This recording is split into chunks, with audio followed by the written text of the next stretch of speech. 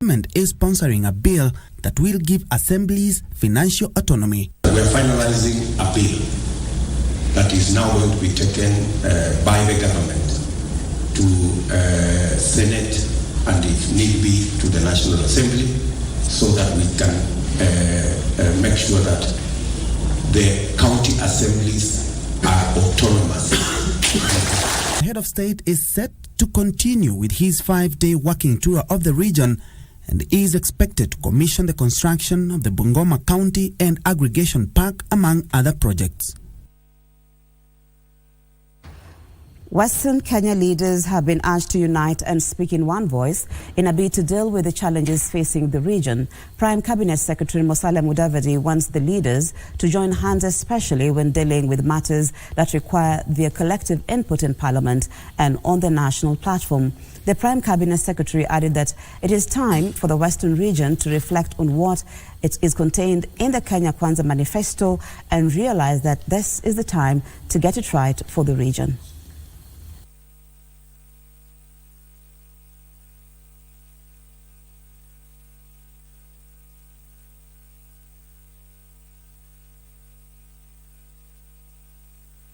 Let us not waste any more time.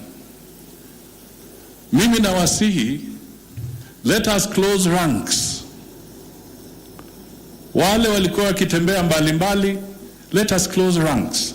And I am so happy the last few days I have seen something extraordinary in Western Kenya. Whether somebody is from which party or which party, we are closing ranks and coming together. This is the unity of purpose that we have been looking for. William Ruto, the president, is giving us an opportunity. Kushika pale na tuende mbele.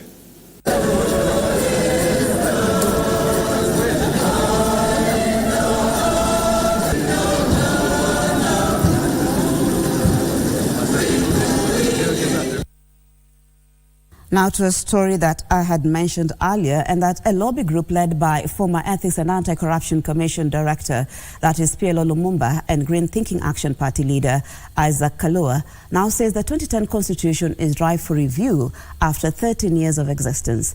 The group has proposed amendments to the Constitution through a popular initiative.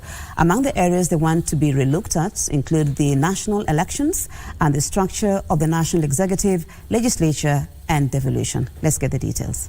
PLO Lumumba and environmentalist Isaac Kalua are proposing a constitutional end toward the eternal political deadlocks and contentious elections. Is there a constitutional moment? Yes, there is a constitutional moment. When you see a country after every election goes on the edge, when you see a country that is extra-constitutionally engaged in dialogue, it tells you that this is the time to reason together. The lobbyists say a referendum will also give Kenyans an opportunity to remodel the devolved system of governance and make it responsive to the needs of the country. We'll hold fora at which we'll invite the people to make their contribution, and the people themselves will then make a decision as to the architecture of the constitution that they want. An attempt to amend the constitution through a popular initiative has already been defeated at the Supreme Court. We worried about this initiative because the others failed.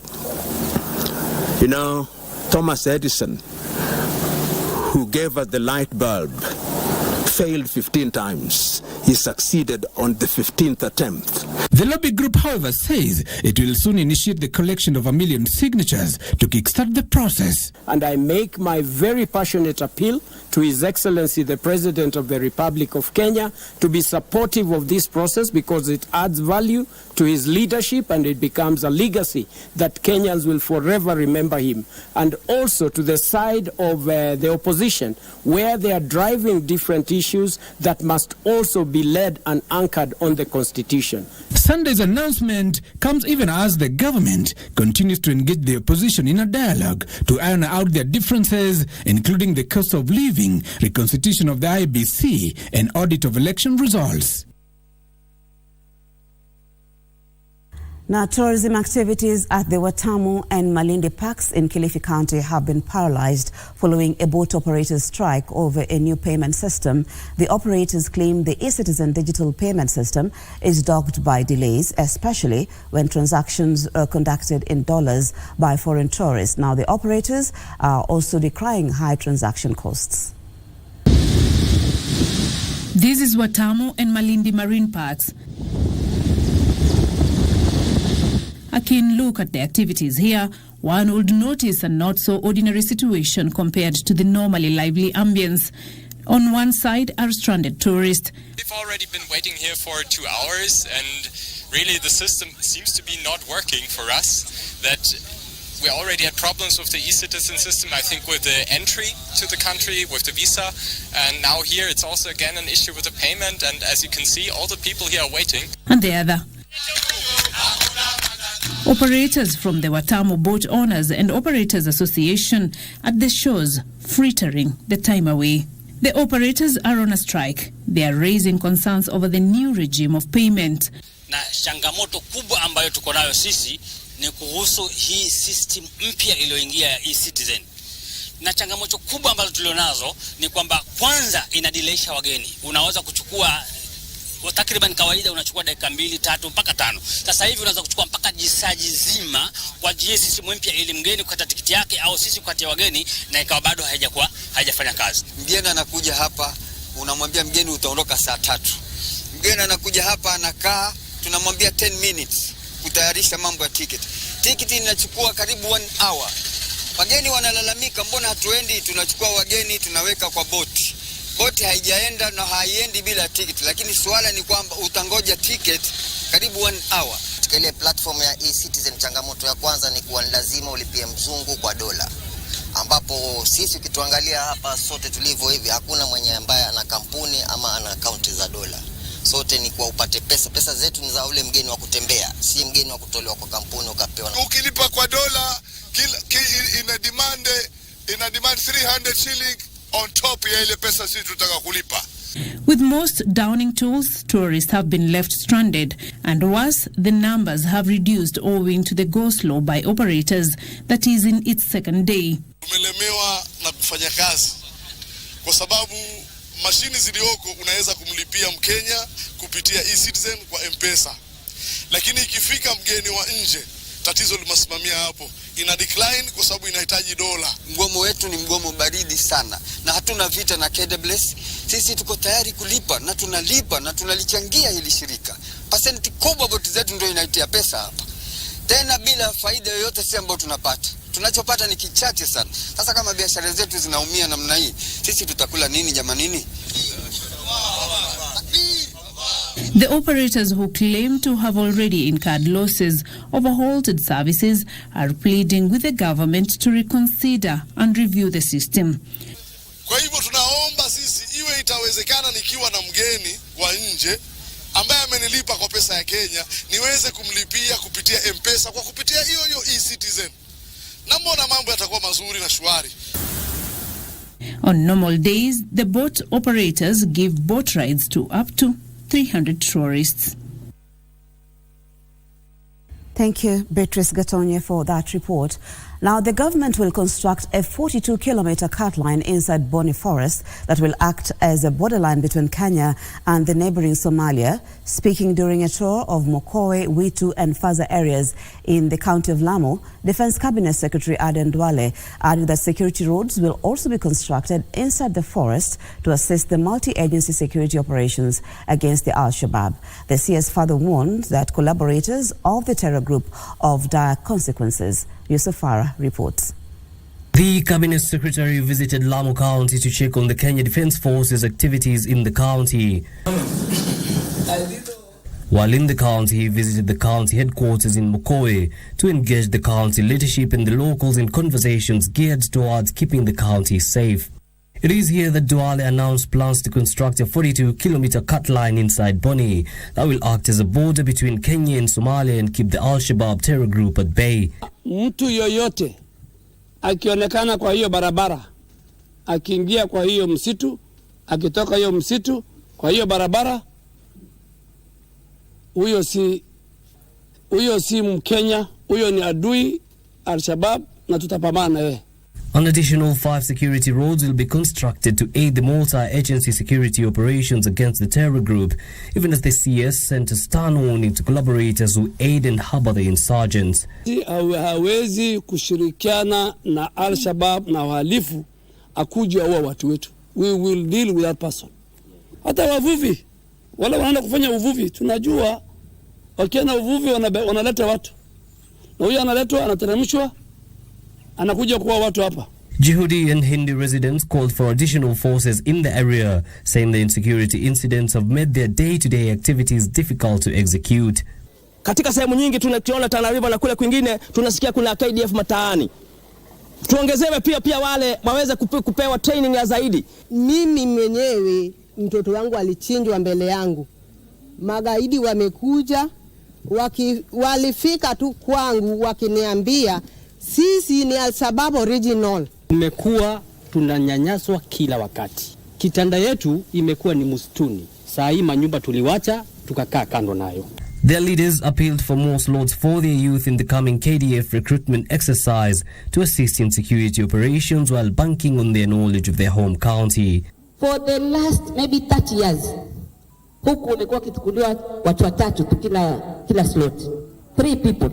Hizo slot wewe 20 umeruka ni nyingi, mimi nilikuwa nataka kuomba 50 bwana. Atupatie huko. This year's recruitment will be transparent. It will be based on merit.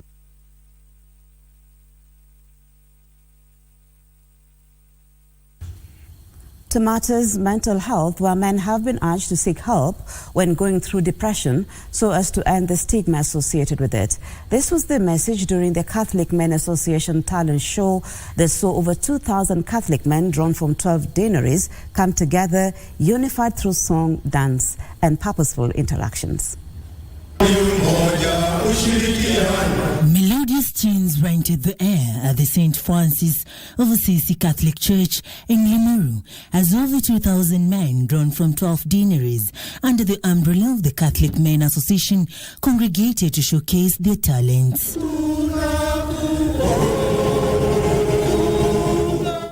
The senior coordinator in the Archdiocese of Nairobi, Joshua Njoroge, said the main objective is creating a forum for men to relax and cheer up from stress and also be educated on how to deal with depression. Talking about mental illnesses and other things, we are creating a forum for men to relax, a forum for men to cheer up, a forum for men to think of something that is not stressing their mind. So it's about recreating men's confidence and also men's health. His sentiments were echoed by his counterparts from other deaneries as well as political leaders present. Na vile vile tutaepuka mambo ambayo yanawavuta wazee kubaki katika madukani huko ama kwa mabaa huko wakiendelea kutumia pombe zisizo halali. Tunasema katika CMO tunasema ni mambo ya kuhubiri. Kwa hivyo hata wale bado hawajashida ni washidi kwa njia moja na ingine juu ya kuhubiri jina la Mwenyezi Mungu. The winners went home with a trophy and a token of appreciation as they proceeded to the next level in Zone B at Ruiru Prison.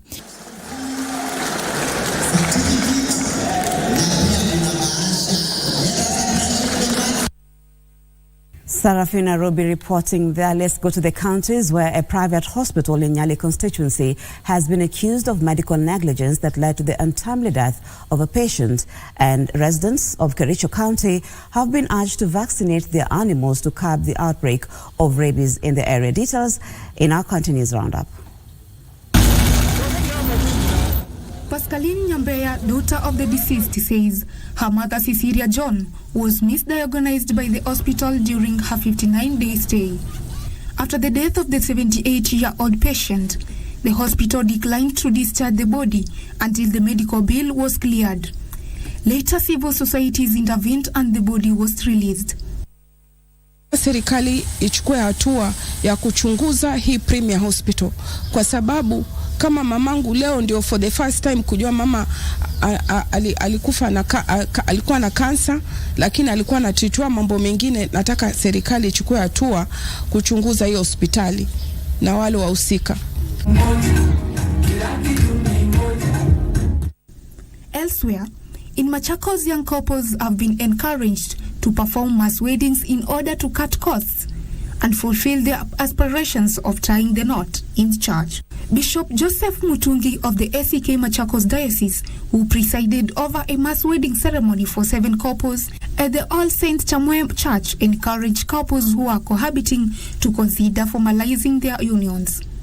Wale wako nyuma yangu na watoto wako nyuma yangu na wauliza kama wanaweza kufuata hii mtuto yetu, waendelee na kuoana kwa kanisa, wawachana ile kuoana ya usiku. Furaha mingi sana kwa kuwa na bibi yangu kwa mwaka 50. Nimekaa na hiyo bibi kwa mwaka 52, 52 years tangu tuoane. Elsewhere, a group of youth is visiting informal settlements to mentor their peers about self-belief and motivation. Itanya Youth Network spent an afternoon with the peers in the Githogoro area of Westlands, Nairobi, where they rallied the society to join hands and provide opportunities for the youth. We are all able to really work to knowledge share. I need you to understand that one of our key elements is knowledge sharing. That is how actually we believe in impact and also multiplying impact. And religious leaders are urging the government to consider varsity learners who are yet to receive their national identity cards and need government funding from Higher Education Loans Board. Kunao wengine wengi ambao hawajatimiza umri wa miaka 18, hawajapata vitambulisho, lakini wako na mahitaji mengi.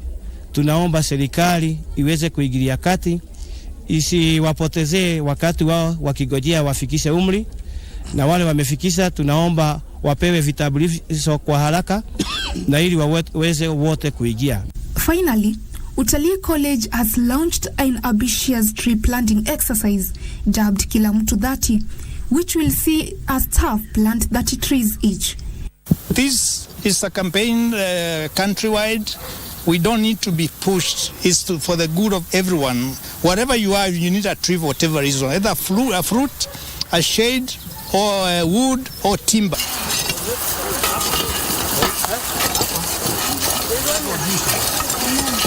Let's now cross borders to Zimbabwe, where Zimbabwe's President Emmerson Mnangagwa has been elected to be for his second term, that is, with 52.6% of the vote. This is according to the country's electoral commission. However, the opposition has claimed there had been widespread vote rigging, and international observers said the vote fell short of democratic standards.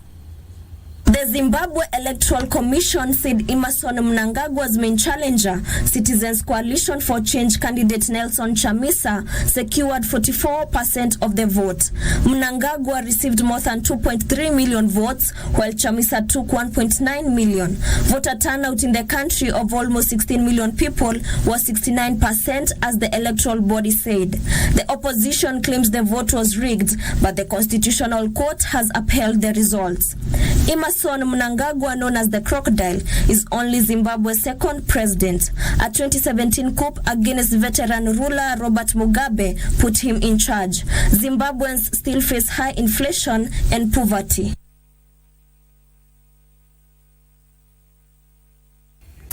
And now to sports news, where Team Kenya finished the World Athletics Championship, that is Budapest 23, in 5th position overall with a total of 10 medals, the same number of medals they collected at last year's championship in Oregon, United States. In the Budapest event, which ended last night, Kenya managed to collect 3 gold, 3 silver and 4 bronze medals to end the championship at the top of the African continent. Faith Kipyegon won the gold in the 1500 and 5000 meters, and Mary Moraa added a 3rd gold in the 800 meters. The silver medalists were Emmanuel Wanyonyi in the 800 meters, Daniel Simeo in the 10,000 meters, and Beatrice Chepkoech in the 3000 steeplechase. The 4 bronze medals were won by Jacob Krop and Beatrice Chebet in the men and women 5,000 meters, and Abraham Kibiwot and Faith Cherotich in the 3,000 meters steeplechase for both men and women.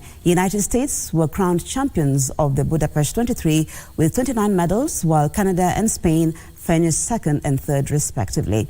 The Kenyan team returns home this week from Hungary. Hundredths of a second by, I think, Mo last year. But Mora is full of confidence with that 400-metre PB this year. The Kenyan wants to turn bronze last year into gold. This is going to be an epic last lap. It's very swift through the first 400 metres, 56 dead. But look at all these women, they're right in it. Everybody is keen to get themselves on the podium. I think Mo seems to be kicking off a 55-second first lap. That is phenomenal. I think Mo trying to stretch away from Mary Moore. Gemma Reekie has run a very canny race. She's barely stepped off the rail. They're all going to be tired right now. They're all going to be flooded with lactic. Mary Moore has been very, very patient. She bides her time on the outside. Has Athing Mo got another gear here? 1:26.21 through 200 metres, but this is where it counts. Kiwi Hodgkinson starting to drift towards these first two. Gemma Reekie pumping the arms on the inside. She'll be strong in the last 100 metres. But it's Athing Mo to the outside of lane one, as she did in Eugene last time round. Kiwi Hodgkinson looking for space on the inside. Mary Mora trying to get round the outside. Mora has gone. She's striding away here. Mary Mora is going to snatch the gold medal away from the last two gold and silver medalists from the two global championships. Phenomenal for Mary Mora. What a calm, patient race. She pulls out different tactics every time. 1:56.03 for Mary Mora. She's delivered a personal best on the biggest stage. Keely Hodgkinson has managed what she's not managed in the last two global finals. She's defeated Athing Mo, but she leaves with the same medal. Another silver for the Brit. And Athing Mo tried to run away from this field. She just couldn't do it. You can see there the lack of race sharpness. She hasn't been on the circuit enough this year, but what a moment for Mary Mora. She is becoming a supreme tactician. She played the perfect race, and one thing I noticed all the way round, Mo was running on the outside of lane one. I thought at one stage Gemma Reekie was going to find a way through on the inside. She promised us she would dance if it was gold, and it's a jig of delight for a woman who's become the third Kenyan to take this title. Janeth Chepkoskai's won it. Eunice Summers won it. There was the gap on the inside because Mo was not tight to the curb, but leaning back with a really distinctive style. Mora had incredible strength and skipped across the line in delight. Yet another silver for Hodgkinson. 3 global silvers, and she's still only 21. But we were talking over the last 2 seasons about this duel between the American and the Briton. It's no longer a duel, it's a triumvirate of excellence. And this year, it's Mora of Kenya who's had the final say. What an outpouring of emotion. Indeed, congratulations are in order for Team Kenya for doing us proud. Now, that's where we end the news this morning. Stay with us if you can. Good Morning Kenya still continues. Victor Law is on standby, and he will be coming to you to talk about issues on politics, on Eye on Politics. But before I give way to Victor, the President will inspect construction works at Chepkurkur Technical Training Institute in Mount Elgon Sub-County. Remember, the President is still on a tour of the Western region, so we'll be bringing you updates of his program during our subsequent bulletins. So thank you so much once again. My name is Mariambo. Hope to see you again next time.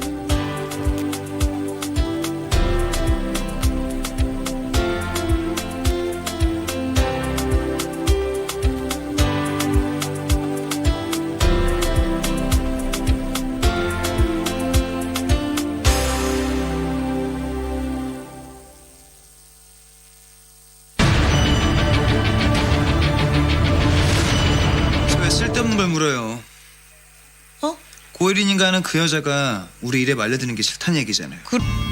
긴 케이스가 아팠다.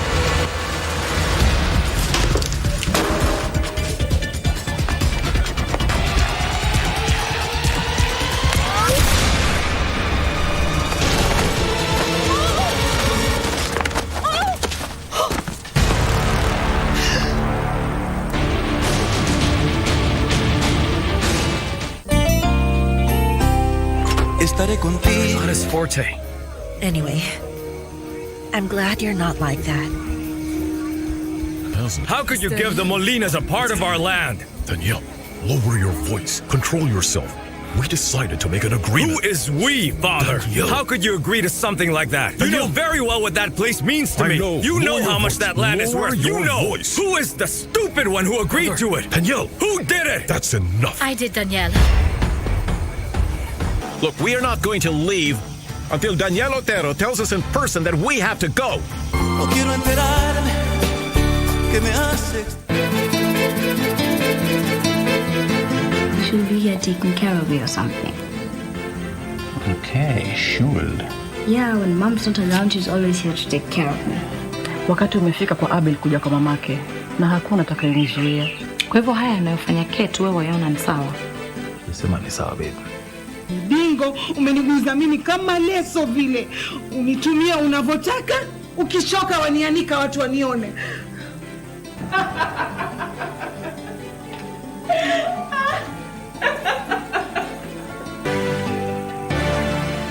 Vijana chapakazi wenye nguvu za ziada. My youth, uko na talent ya kusing, spoken word, kucompose jingles ama any other unexploited artistic talent.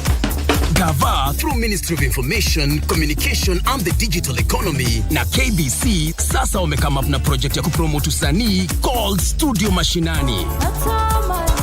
Hizi ni studios ziko grassroots and they are fitted with high quality state-of-the-art equipment where you can produce quality audio and video music content for free. What's more, wana offer mentorship na talanta yako itakuwa promoted on KBC Channel 1 TV, Y254 na radio stations za KBC. Tembelea Studio Mashinani huko Comarox, Langata, Sauti House Mombasa, Kirwara huko Gatanga, Kitui next to Manyanyoni Chiefs Camp na Kisumu City wako hapo KBC Station. Usilalie talent. This is your chance to commercialize and popularize your talent through Studio Mashinani.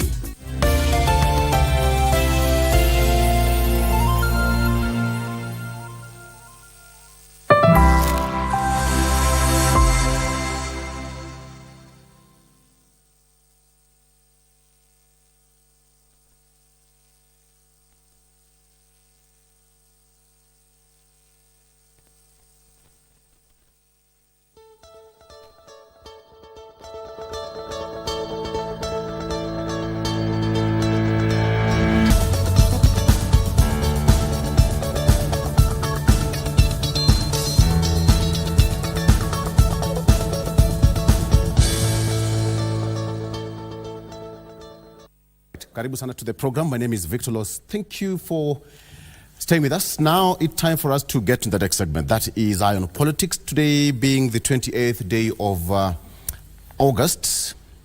The month is already coming to an end. And of course, plenty happened over the weekend, including politics, current affairs. As I told you today, the recruitment exercise for the Kenya Defence Forces officers begins today across the country in specific areas. So if you need to try your luck, you better go to any of the recruitment centers and try your luck to be the next KDF officer. As that is happening, also schools are going back, students are going back to school today for the shortest term and the final one so far of the year. And we'll be telling you the number of students who are going to be sitting their KCPE and Kenya National Certificate of Secondary Education. That is coming up later on in the year. That is sometimes next month. And I'll be giving you details to that.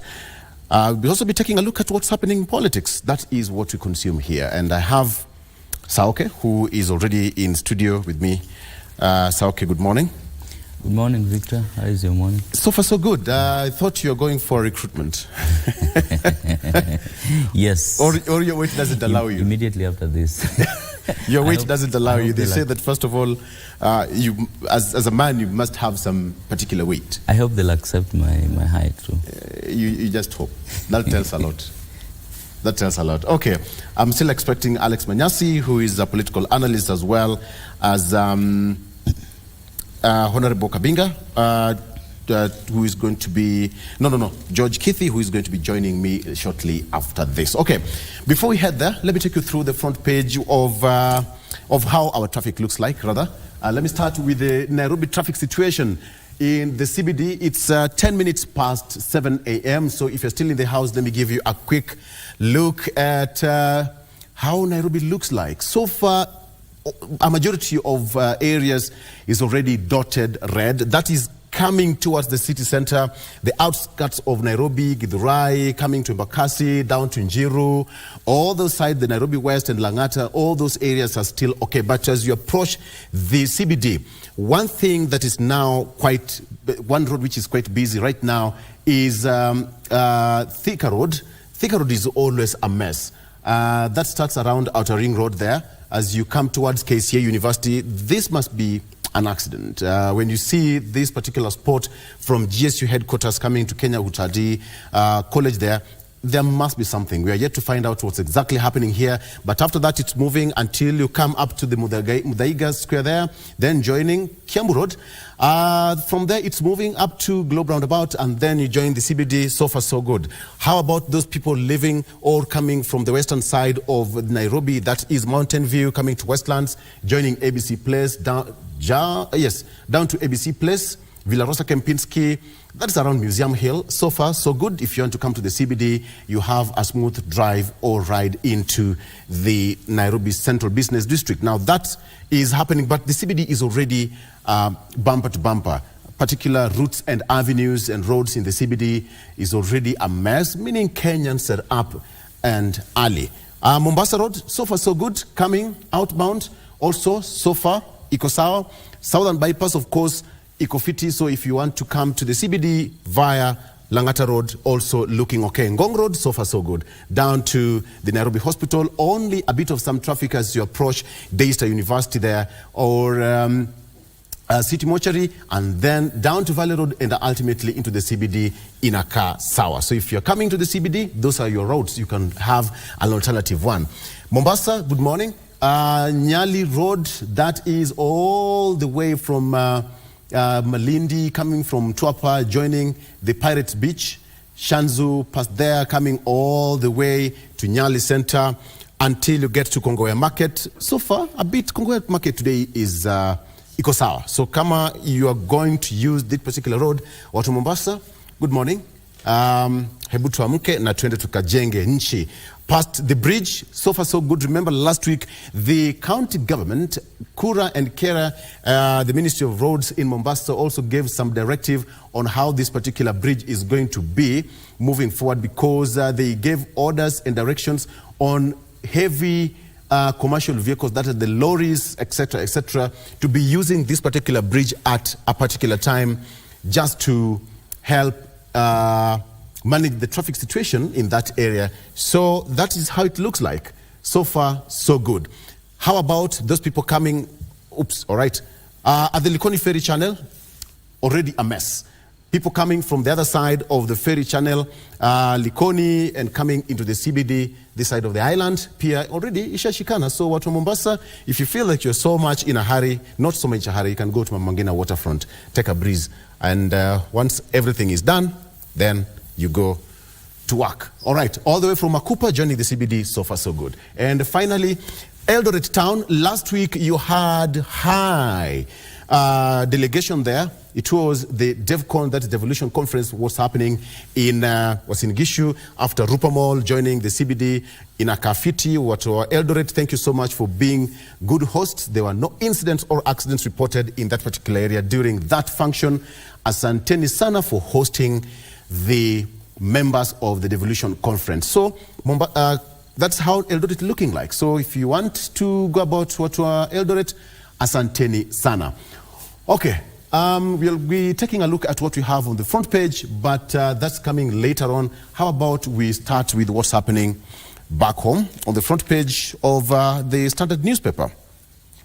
Mystery of missing billionaire. That is on the front page of the Standard newspaper. Mystery of missing billionaire. The family of investor Jaswant Rai reported to police about his abduction, and all attempts to know his whereabouts were met with all of silence. And now DCI grilled him last month. According to his lawyer, Kyoko Kilukumi, he was released yesterday by his abductors. We are to get more information as far as that is concerned. And still on the front page, pride of the nation, pride of the nation. Now, she is the greatest of all times. Faith Kipyegon is now the most decorated and the world's best athlete in 2023 by winning 2 gold medals at the World Athletics Championships. Early in the year, she broke 3 world records in 1,500 meters, 5,000 meters, and mile. So she's the most decorated athlete right now. And she said it's a dream come true to wield gold medals back to back. Churchill, a moment to be proud as a Kenyan.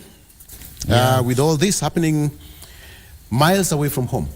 Absolutely. It's a good opportunity for the country to build its name in the community of nations, just people to know that we got skill in the country. Yes. Yeah. Okay. It's just a moment that is really uniting the nation outside the politics. Yeah. Faith Kipyegon and of course Mora also did her thing there. We hope that is going to be maintained moving forward. Okay, fees outcry as schools reopen for short term. That is fees outcry as schools reopen for a short term. Crocodile, quote unquote, that is Emerson Mnangagwa, wins a second term. We'll be taking a look at that shortly. Taxman nets record cash from airport, as well as Kenyan schools reign in ESC volleyball. Now, on to the inner pages. Whereabouts of Tycoon Rai, still unknown a day after kidnapping. That is a story left with the DCI to investigate how it's going to be. The man who is loathed and loved in equal measure, the so-called Jaswant Rai. Remember, he owns 43% of the total sugar output controlled by Rai factories between early 2021 and October 2022, according to the industry regulator. And yeah, the sugar industry is suffering, but remember the president said that he's going to install new milling machine at the Mumias Sugar. And I think it's long overdue. The sugar belt has suffered for a very long time, Churchill. And you look at it now to a point that the government decided to import sugar just to bridge the deficit. And we have the sugar belt, which is capable of doing all this. Perhaps it's long overdue. It's way long overdue. And you know, the key to the backbone of this nation is agriculture. Yes. And you know, when the sugar sector works, other than people just getting sugar to consume, the number of people who also benefit and draw their livelihoods from the sugar sector is huge. Yes.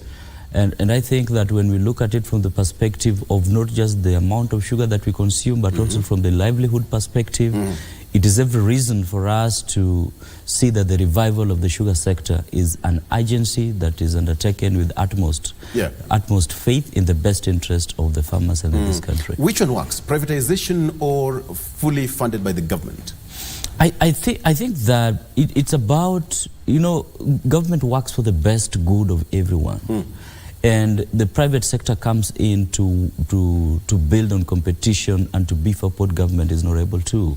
So in my opinion, it is a sector that can be undertaken by both parties. You have government, because you see when you have the private sector wholly controlling a sector, then it leaves the citizen at the mercy of the private sector. But then when you have government also having controls, then at least there is some leverage that the government can be able to bring that brings the best interest of the people. So both players getting into that sector is something that will be of significance.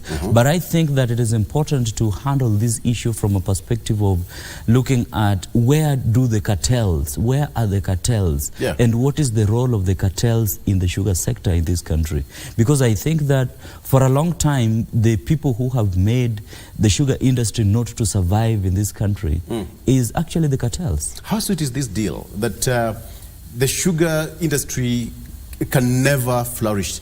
I mean, going back in the 90s, 80s, 70s, Kenya used to sustain itself. Look at Mumias, talk of Awendo, the Sony Sugar, the Kibos, the Muhoroni, all of them are as good as dead. Yeah, because you see, now we are looking at scenarios where we don't want to focus on local production. And we are asking ourselves, how much money can we be able to get if we import cheap sugar from outside? So the profit margins that the cartels are looking at is what is making the sugar sector to fall. And the industries are now falling, cannot be able to sustain themselves. Employees can't be paid. The farmers can't be paid. So it's a selfish drive by the cartels in the industry that really, if the president wants to help, they have to crack down on them. Another question. When you look at when the president was in Masai Mara last week, he said that it's going to be 50-50 between the government of Kajiado County and the Amboseli National Park. Whatever they're going to get from the park itself is going to be 50-50 shared. But then, how about some of these sugar industries taken back to the counties to run? Whatever is given there, or whatever they collect, they have an agreement between the county government and the national government. Do you think it can be reverted back to the county government? I think they have been working frameworks, even other than the counties. They have been working frameworks before with the farmers, where you got farmers owning certain percentage shares of the companies. And the farmers owning them, it then gives them an interest that, this is our business. That ownership then makes them not to ensure that thing collapses. So those are models that still can work even beyond even the counties themselves. The farmers themselves being key stakeholders in owning some of these companies. Look at how this has worked in some of the milk factories in Githunguri. So I think that when we genuinely want to revive the sugar sector and decide to create a transformational, disruptive policy framework that totally keeps off the cartels, there are different models that could be employed. Okay. We'll be taking a look at that later on. But that is on the front page of the Standard. Learners report back to school ahead of a tight academic calendar. Of course, I gave you a rundown on how it's going to be. Now, a quick one. According to the data, the KCS examination are scheduled to take place from November 3rd and will run until November 24th. That is from November 3rd to 24th. With the subsequent marking process set to commence on November 27th and conclude on December 15th, as indicated in the circular. And according to the data released by NEC, a total of 1.4 million, that is 1,415,315 candidates are slated to sit for the KCSE exams, while an additional 903,260 students will sit for the KCSE papers, an increase. And this marks an increase in primary education candidates as compared to 1.2 million and some figures just above 1.2 million who took the papers, signifying a rise of 181,463 candidates. Some 884,263 candidates are also going to start for the 2022 KCSE, so marking an increase of 18,000.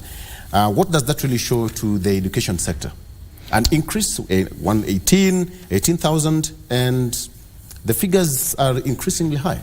Well, it shows the success of the 100% transitioning, of the implementation of the 100% transitioning of students from one level to another.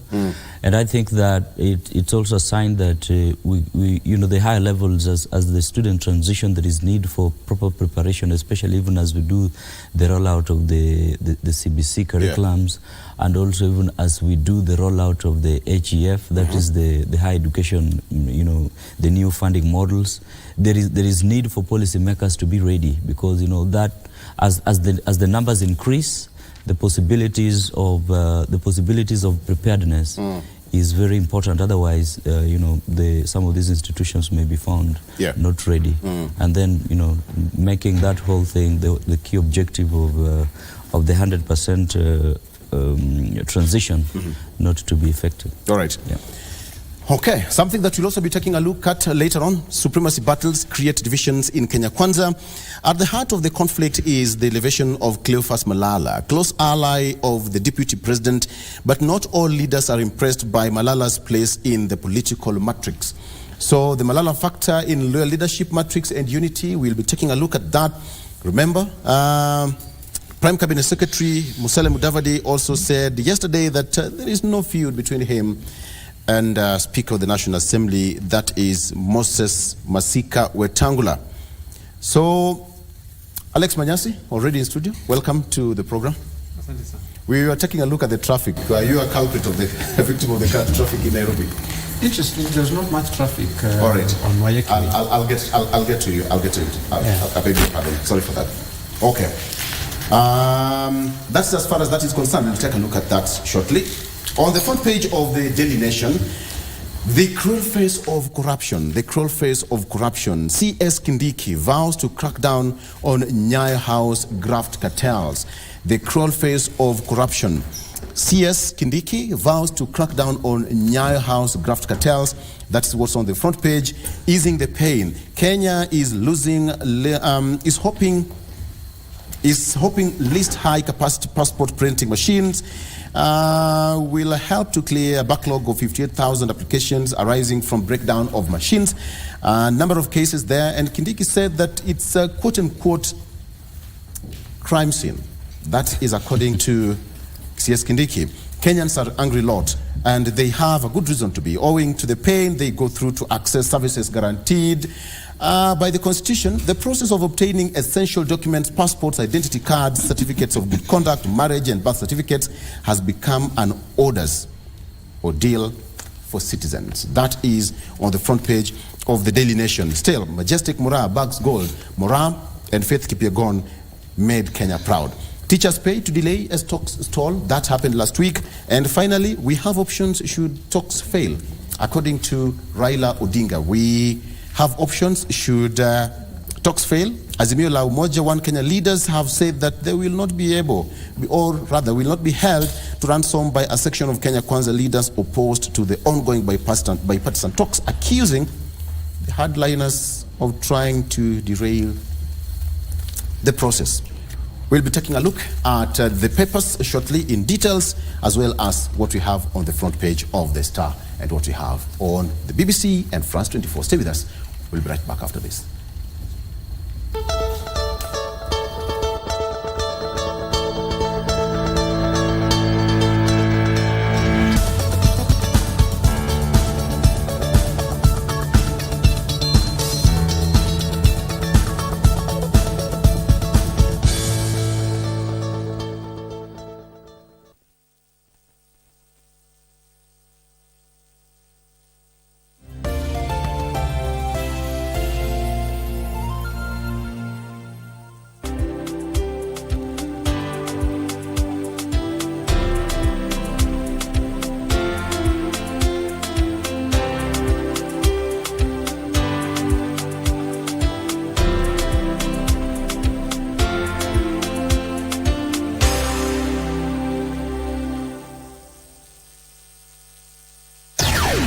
Live from Broadcasting House, Nairobi, Kenya.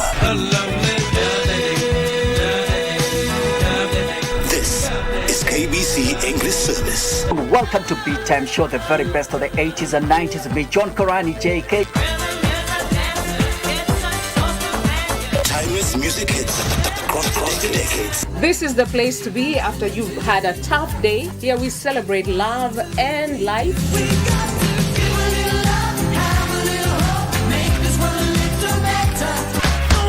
Just watch.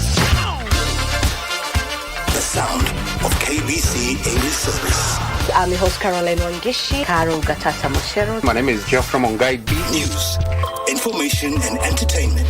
KBC English Service, Kenya's official national radio.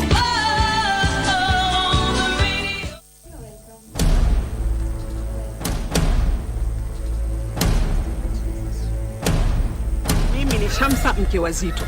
Zito linambia kuwa hana mke, mimi sitaki kujua. Kiza jamaa. Shamsa is my wife. Achana naye. Sawa. Zito. Kufa kuzikana. Zuri. Zuri.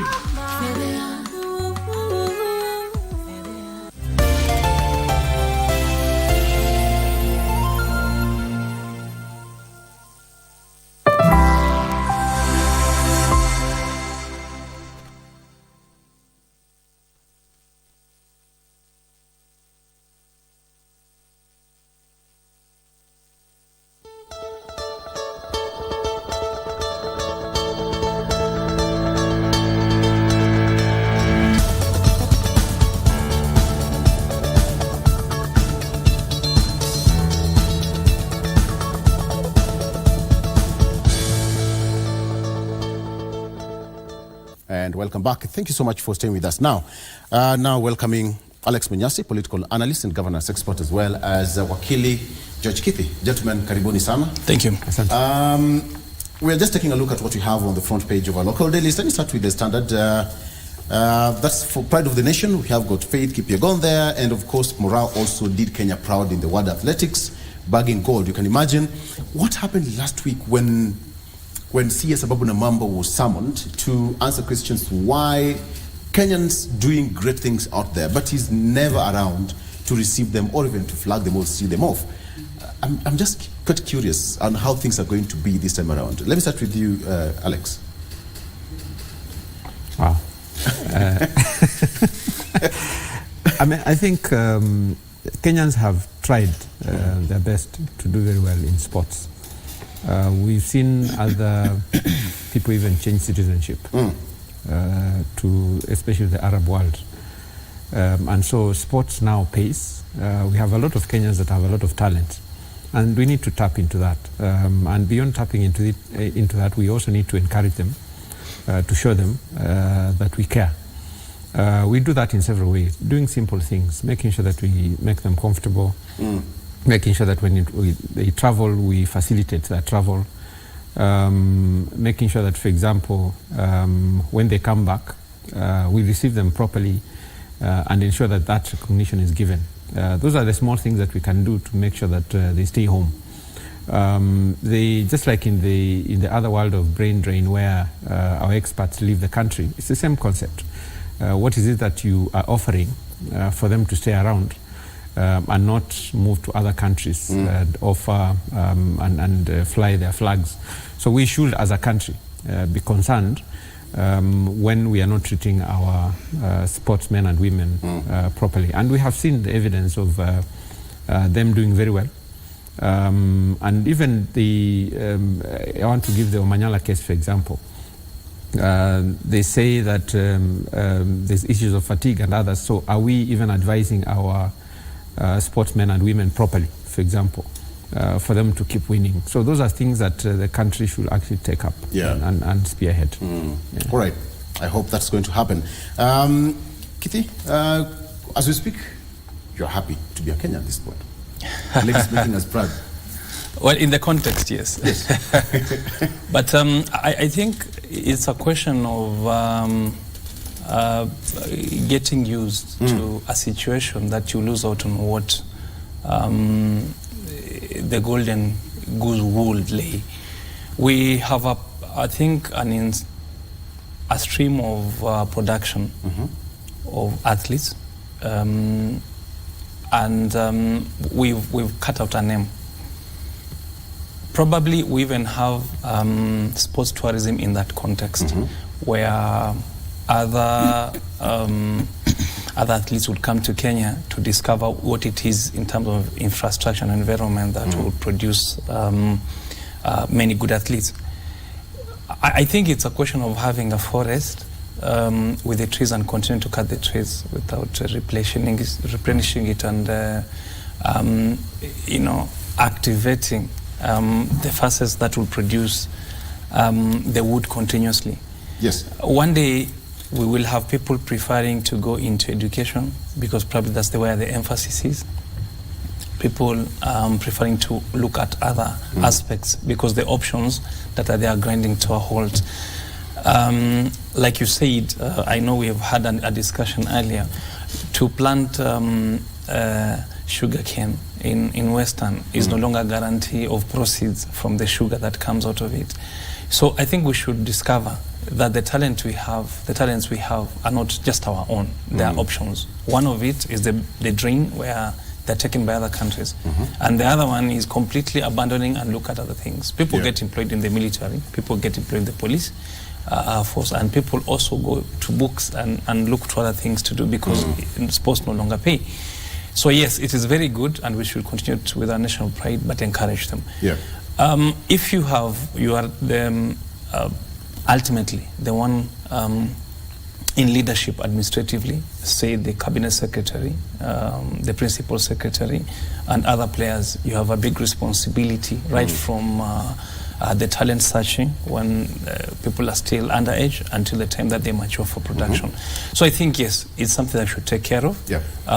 We are proud as Kenyans, we are continuing to see results, but it's not enough. What is being done is not enough, and we should invest in sports. We've always been a cry and a clarion call out there to produce more stadiums and infrastructure, but we haven't. The training grounds. Thank you. Absolutely. All right.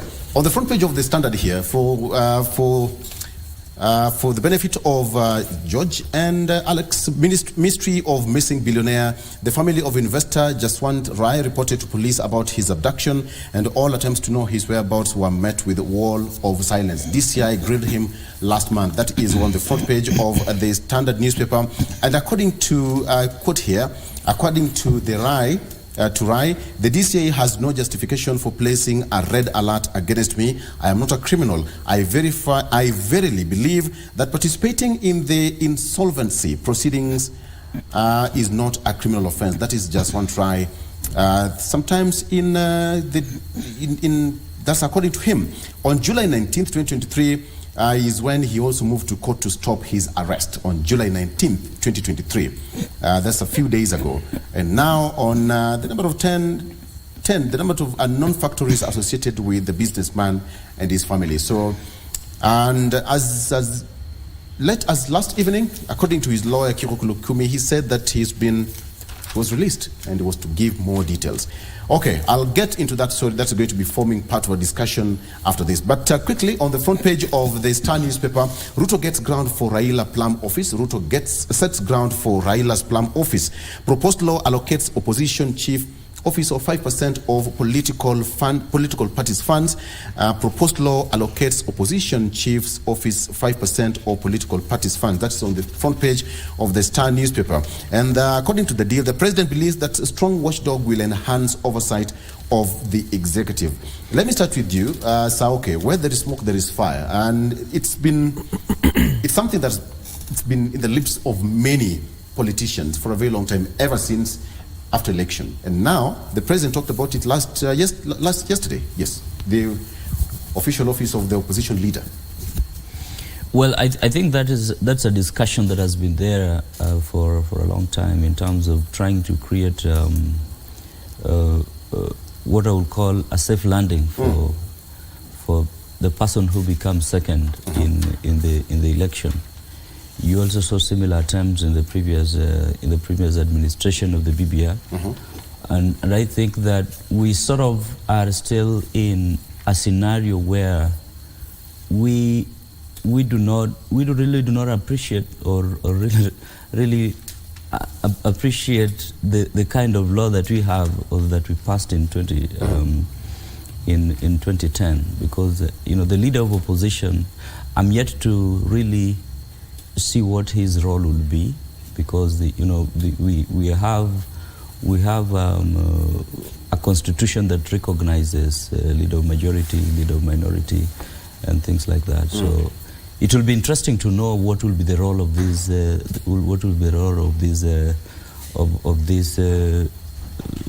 office. Yes.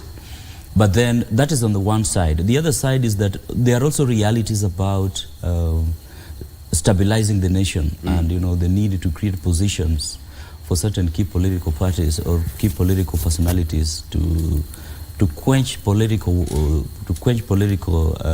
heat, so that you create safe ground for some key personalities. So I think those are also realities that exist in terms of just having a scenario where there is proper frameworks of The question of creating checks and balances for government is here neither here nor there for me, because there are already enough civil society organizations, and even some of these opposition leaders are strong enough without offices. They can keep government on toes and make government do things without necessarily having the offices.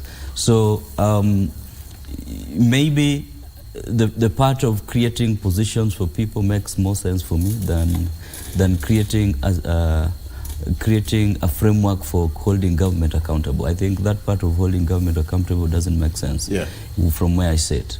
I mean, you've said something quite huge, because now what will be the role of, we have the opposition, and now, even that was happening. Let me quote a story here by the Star. The president spoke as it emerged that an opposition MP has drafted a far-reaching bill to establish the office of the official opposition leader. The bill also seeks to create the office of the official deputy opposition leader and provide for the funding of the two institutions based in Parliament. Now, it continues that Political Parties Amendment Bill 2023 says that the office of the official opposition leader and office of the deputy opposition leader will be funded by monies from the Political Parties Fund. Political Parties Fund. So, does it mean that we are going to go for a referendum, Alex? Because when you have to create this, does it have to go parliamentary way or popular initiative? So I think I will choose to look at it this way. Yes. First of all, if you look at the lead of minority in the House, whether in National Assembly or the Senate, these are people technically who are responsible to, for now, Raila Odinga, right? So if you think about it this way, then that is someone who is out there on the streets giving direction to people sitting in Parliament on which things to oppose governments on, which things to push for in Parliament. Now, the challenge that we have had as a country is that then you have, and I'm sure you've heard these rumors, that governors have given money to the opposition to run the affairs of the opposition. Now, what we need to then work on is ensure that the office of the official leader of the opposition has actually funding from the state. And I'm saying that because political parties have funding from the state anyway. So that if that office is run by the public, one of the things that we'll do is reduce interference of the opposition in running of our counties, because that's where the only places where the resources can be accessed from. Then secondly, you will have then a scenario where someone is officially in an office that is recognized by the country, by the government, and therefore there's harmonization of how that oversight is done, especially in Parliament. And you can monitor even how public resources are being used, because those are public resources. Now, in terms of checking government, the more people have official responsibilities with the resources from the public, the more they will need to be accountable to the public as well in terms of how they oversight the running of the executive or government. And so there are merits to trying to introduce that office. And lastly, the way I look at it is I keep imagining a scenario where Raila Odinga is not in the scene. There's an official opposition in the name of, for example, Eugene Wamalwa. What effect will he have, for instance, on ensuring that he checks government? Probably none. So you want to introduce a system where, in the absence of a powerful person, you can still have state machinery that funds an office, which can then oversight government without in ensuring that government is actually checked. So for me, changing the Political Parties Act to introduce that office, I have not looked at the constitutional provisions, but changing that will be go a long way in ensuring that you don't get someone who got almost 50% of the vote out there in the field. Atakusumbua, to be honest. You know, you raised a point. Look at it this way: is it about personality or the office? Because Azimio has how many leaders, or their heads? We have many of them. But Raila Odinga out of the office, just saying, maybe pushing things from the back end. I don't know what would really happen if you had somebody like Martha Karua, for example, Kalonzo Musyoka there in that office, because that office is it personality based or constitutionally based? So it's more supposed to be more of the office than the person. And that's why I gave the example of Eugene, for example. If you removed Raila and put Eugene, will the effect be the same right now? Most likely not.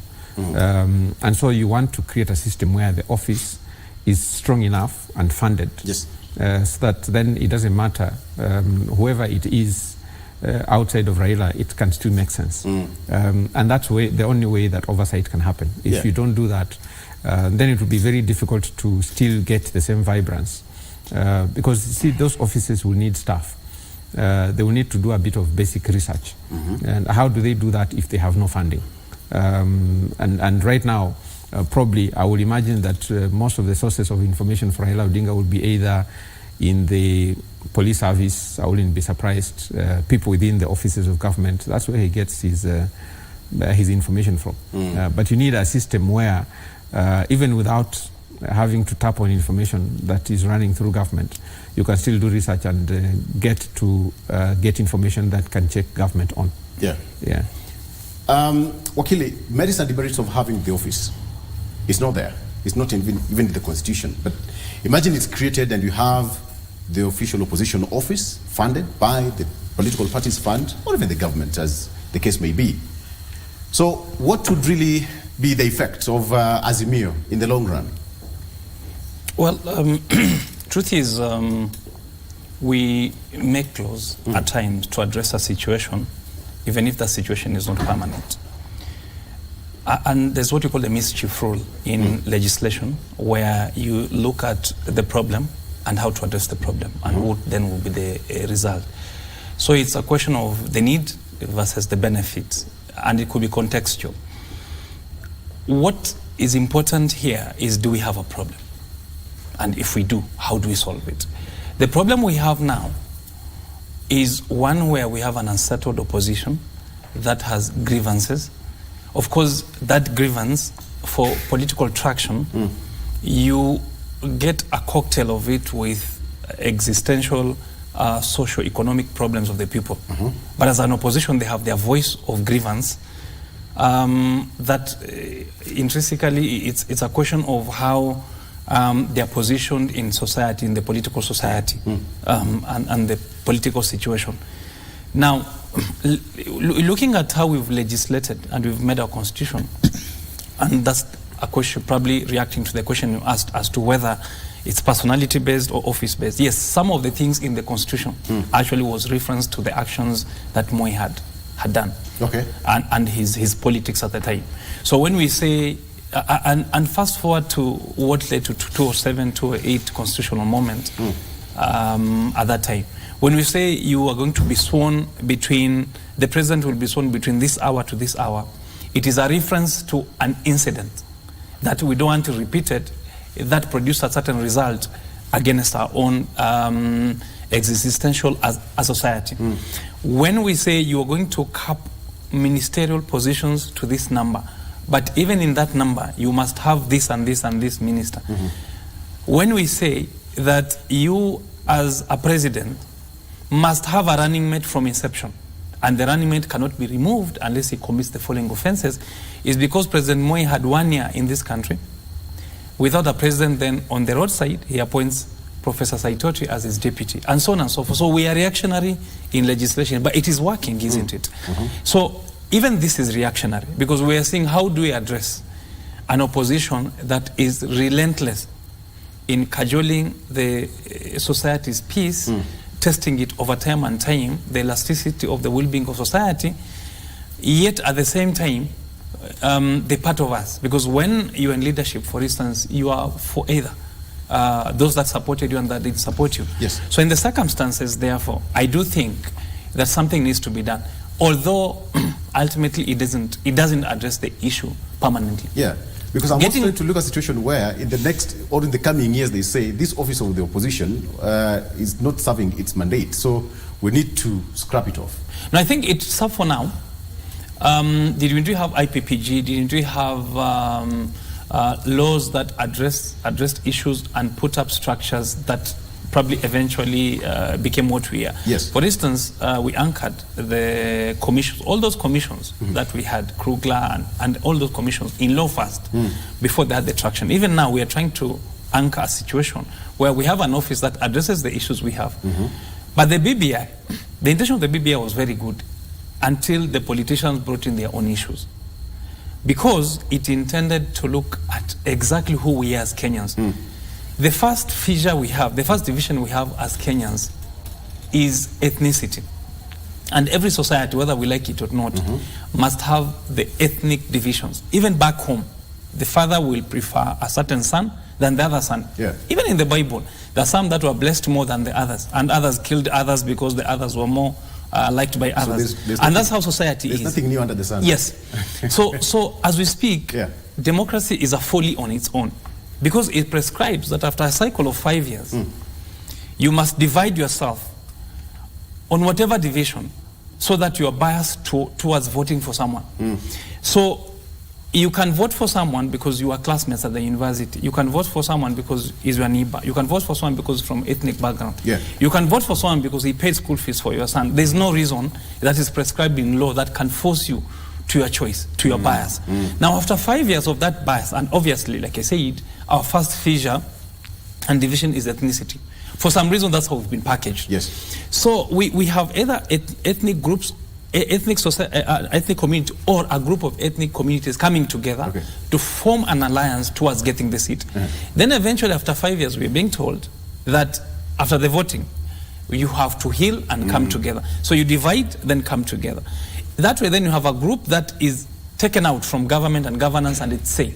So that those that are in power are the ones that are seen to run the show, and that ethnic group. I'm trying to say, okay, when you look at it, is it meant to please the unsettled opposition? I think it is it's a knee-jerk reaction, as my colleagues have indicated.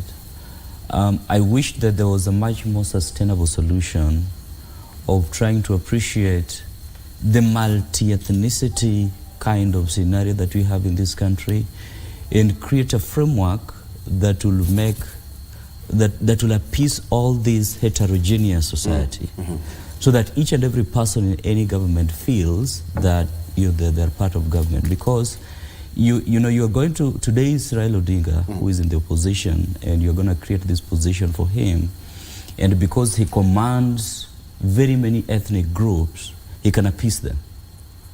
In another election, you are going to have an opposition leader who does not necessarily command that heterogeneous ethnicity. Then you have a scenario where you give him that position, then the others still feel they are out of. So I think there is need for us to appreciate this heterogeneity and create a system that creates an inclusion of everybody in government.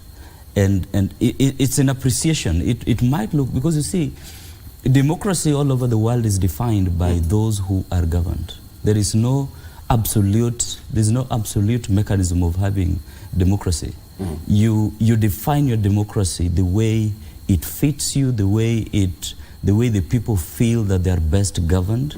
And if we will feel best governed by having a political architecture that appreciates our heterogeneity as a society, then so be it, because if that is what is able to stabilize the country, that's what we really need to look at. Manyasi, there are two people here. We have opposition leaders, and we have the people who voted for the opposition leaders. Now, opposition chief or leaders might be okay with the deal, depending on whatever the deal may be. But the voters who voted for the opposition leader, let me take, for example, in this case, the Azimio leaders in general, with no specific person in the picture. But are the Azimio supporters keen on having this official opposition leader? Is this something they are ready to receive? Let me disappoint you by telling you that for the voters especially, you only need to make sure that there's hope, unfortunately. And the more their leaders or the people that they have hope in look like they're relevant, they make sense, and they are agitating or talking about the issues that affect them, the people who voted for them will somehow be happy that at that moment in time they have hope for tomorrow. Whether that solves the problem or not, it's a discussion for another day. But that also, what it does is that it again provides a platform for conversations on the issues that affect the citizens. Whether you bring that in form of talking about the cost of living, or they will choose to talk about corruption, or they choose to talk about something else. There will always be something to talk about. Even in the US, whether you talk about, even in Israel, there's always something to talk about when it comes to people in office. When you're in the opposition, it's easy to get things to talk about. And therefore, for me, to be honest, it doesn't matter. The citizen will always wait another 5 years to make a decision. And the unfortunate bit is that most of the decisions that the voter makes has nothing to do with even the things that they keep championing. And just like what he was trying to say, most of the time when it comes to the voter, on the last day of voting, there will either be euphoria, there will either be this tribes thing, there will either be emotions about certain things. Just to delve much into that, Raila Odinga has never understood, for example, how to manage some of those things. For example, when there's an election and an issue like abortion comes up, people will make decisions based on that. And yet probably when it comes to that issue might only affect them in heaven and not maybe on earth, right? And so there are certain things that the voter will make decisions based on that have nothing to do with their lives. And so even as we talk about the leader of the opposition and the office and giving it money, it's a good thing because for the economy, we need stability. We need a structured way of having conversations. Yes. If we have conversations on the streets, then it's bad for all of us. That one, all of us must say that we can't have that. But having a structured way of dialogue, once you have an official opposition office, then it means there will be a structured conversation around what is going on in Parliament.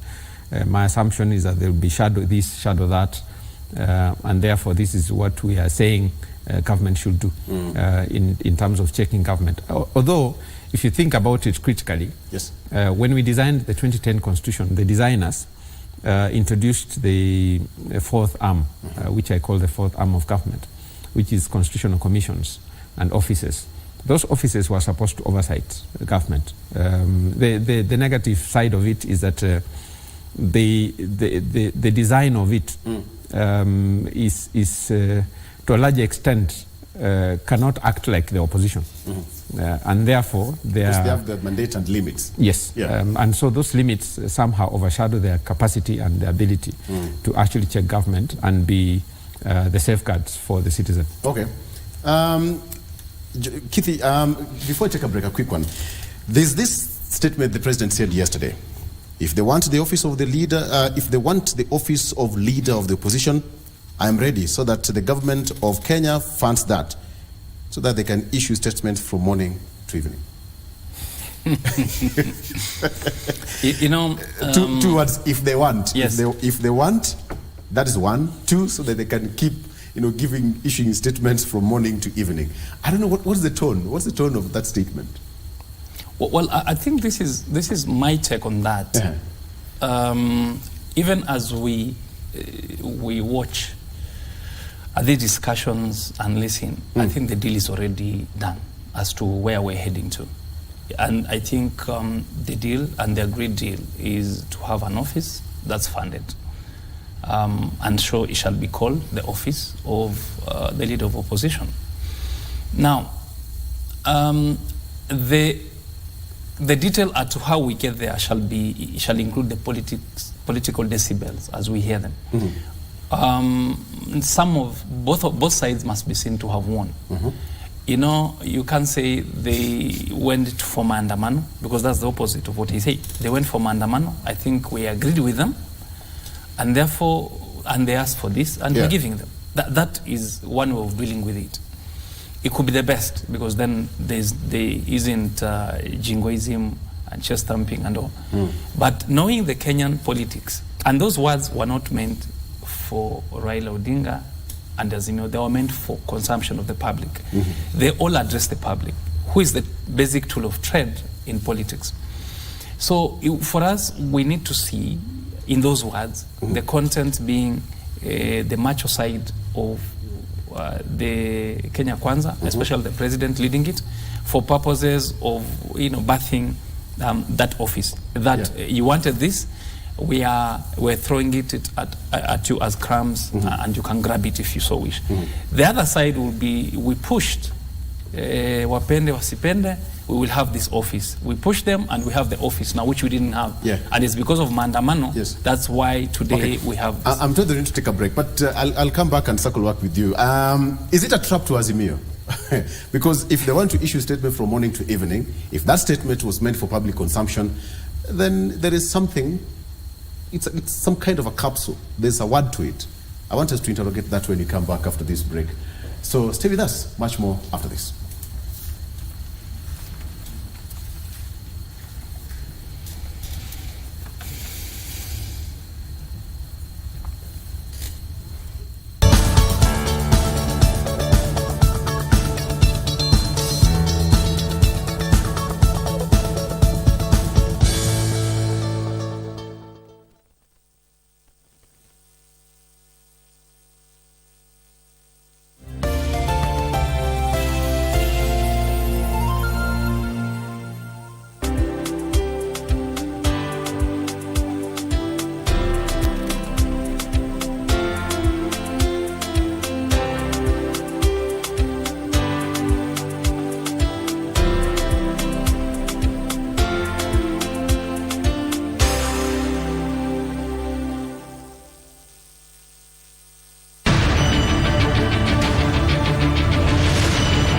쓸데없는 걸 물어요.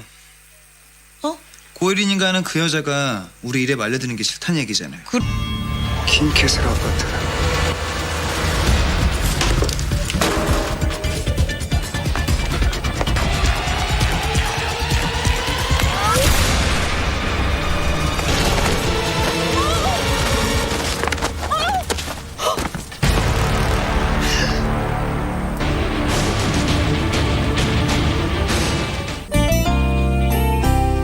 Estaré contigo. Not his forte. Anyway, I'm glad you're not like that. How could you give the Molinas a part of our land? Danielle, lower your voice. Control yourself. We decided to make an agreement. Who is we, Father? Danielle. How could you agree to something like that? You know very well what that place means to me. You know how much that land is worth. You know. Who is the stupid one who agreed to it? Danielle. Who did it? That's enough. I did, Danielle. Look, we are not going to leave until Danielle Otero tells us in person that we have to go. Vijana chapakazi wenye nguvu za ziada. My youth, uko na talent ya kusing, spoken word, kucompose jingles ama any other unexploited artistic talent. Gava through Ministry of Information, Communication and the Digital Economy na KBC sasa wamekama up na project ya kupromote usanii called Studio Mashinani. Hizi ni studios ziko grassroots and they are fitted with high quality state-of-the-art equipment where you can produce quality audio and video music content for free. What's more, wanaoffer mentorship na talanta yako itakuwa promoted on KBC Channel 1 TV, Y254 na radio stations za KBC. Tembelea Studio Mashinani huko Comarox, Langata, Sauti House Mombasa, Kirwara huko Gatanga, Kitui next to Manyanyoni Chiefs Camp na Kisumu City wako hapo KBC station.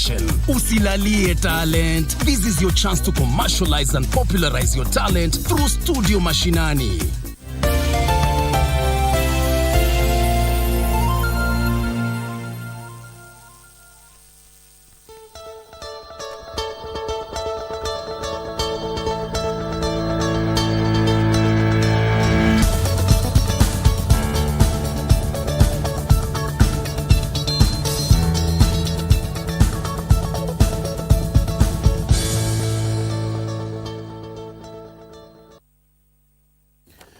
All right, welcome back. And before we continue, I'll come back to you, George Kithi. Let me cross over to my colleague, Wycliffe Okech, who is currently deep in Mount Elgon. The president is set to tour that region today. He is on a 5-day tour of the western side of Kenya, and Wycliffe Okech is camping in Mount Elgon. Wycliffe Okech, good morning. Good to see you. The president has been busy, 5 days tour of a western region. Something that they talked about was the sugar sector and just to revive. And Mumias is about to get some kind of a reprieve at the end of the day. What else can we expect from the president in Mount Elgon this morning? Wycliffe. Well, a very good morning to you, Victor Low, back in Nairobi. Like you've rightly put it, we are coming to you live from Mount Elgon constituency here in Bungoma County. Specifically, this is Chepkurkur Technical Training Institute in Mount Elgon. Actually, like you've mentioned it, the president was so categorical yesterday when he was speaking during the interdenominational Thanksgiving service that was held at the airstrip grounds, that is in Kandoi constituency, Bungoma County. He made it clear that this is the government that is going to streamline the sugar sector. Later today, the president will meet stakeholders of the Nzoia Sugar Factory that is in Kandoi, actually, in Bungoma County. He will talk to them, tell them what the government is going to do to streamline the sugar sector. You heard it mentioned that all the debt that is owed to various stakeholders by the sugar factories, especially in West Kenya, actually, are going to be written off, and is seeking the approval of the Parliament, the National Assembly, to write off those debts, to begin afresh, to inject new financial boost to those particular factories so that they can operate to the optimum for the benefit of the locals there. That is going to happen later on in the evening. But right now, this is Chepkurkur Technical Training Institute, where the president is beginning today's itinerary. There is so much entry for him to do today, actually. This is Chepkurkur Technical Training Institute. He is actually coming here. This is the first engagement of the day. He is coming here to inspect the ongoing works. If my colleague behind the lens, that is Martin Kivoti, can basically just pan to show you the building that is under construction right now. This is the construction that the president is coming to inspect.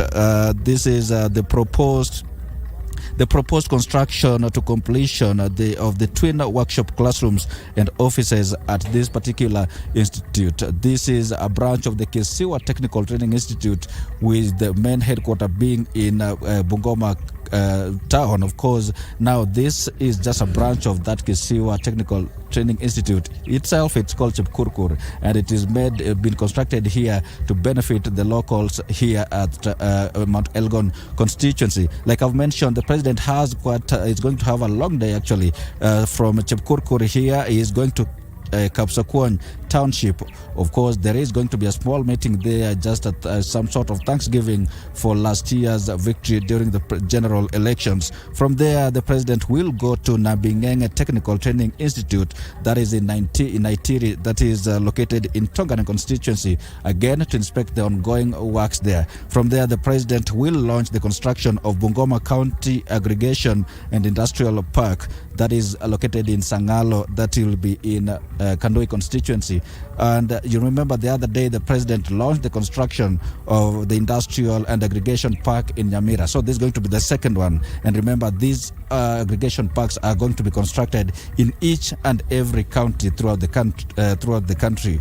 And this is a collaboration between the county government and the national government. All these parks have been estimated to cost around 500 million shillings, with the county government injecting 250 million, and also the national government injecting the other half, that is 250 million. And all those the parks will be constructed in each and every county.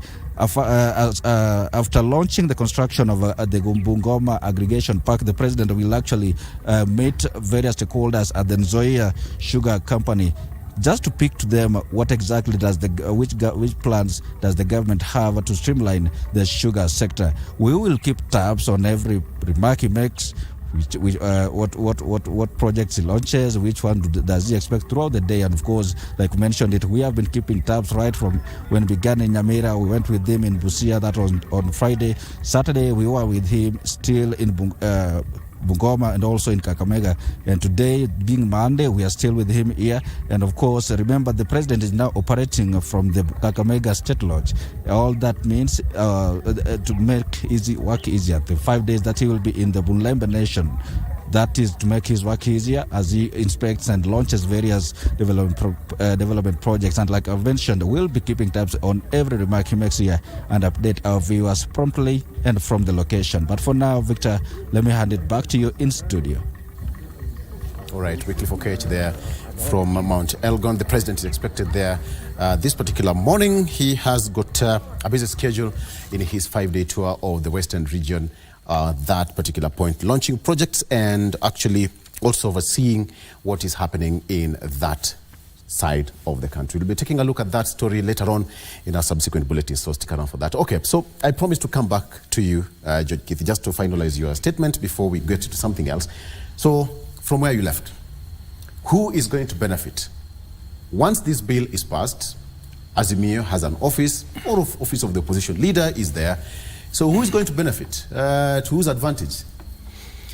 Well, you see, politics is an industry with trappings, socioeconomic trappings of its own. And therefore, there are those that are players and those that are tools of trade for feeding politicians in their trade. If Kenyans, the ordinary citizens are the ones that definitely will remain as tools of trade. For purposes of the political careers of politicians. The politicians will have to look at the ecosystem existing for purposes of advancing interests. So at any table of discussion, there's the existence of the politician for the longevity of the term as is coming. For instance, there's 5 years towards the next election. What is it that we can claw away as an advantage for ourselves? And in 10 years, 15 years, what is it that we want? There's existing leader now and the other leaders. So the dominant, or at that time, is how does the politician exist as opposed to how do Kenyans exist? Because the dominant factor at that time is the politicians to exist. The second issue is you need then to be able to cajole and seduce the Kenyan for purposes of injecting the energy, the political energy to drive your interest. And therefore you package issues such as the price of unga, whether the government in its promises had delivered this and this and this, the cost of living, petroleum and all that. Whether factors can be controlled here or the external factors is not an issue. You need to blame and continue to blame. That way then you get fed into the political ecosystem that drives your agenda. So even on the table, as we discuss, the first dominant issue will be what positions, what gain do the politicians, especially those that are discussing gain, either a directly benefit to it, including sitting allowance in itself is a benefit. The other issue is what do Kenyans get out of it. Ultimately, when everything settles down and now there is what we derive, we get out of that, the takeaway and the cutaway shall not be Kenyans got this and this and this. It shall be what positions have we created so that the opposition has better trappings in terms of its traction towards the next election. So all this is done with a view to, one, placate a certain personalities in the political environment. For the presidency, it is very important because then I've taken you from the streets, I've brought you here, I can donate to you within the context of what my environment, political environment will be and governance, a certain position that are not harmful to myself. For instance, the office of the leader of opposition is not harmful to government per se. In fact, it's better and it checks because it doesn't come with allergies, without boundaries.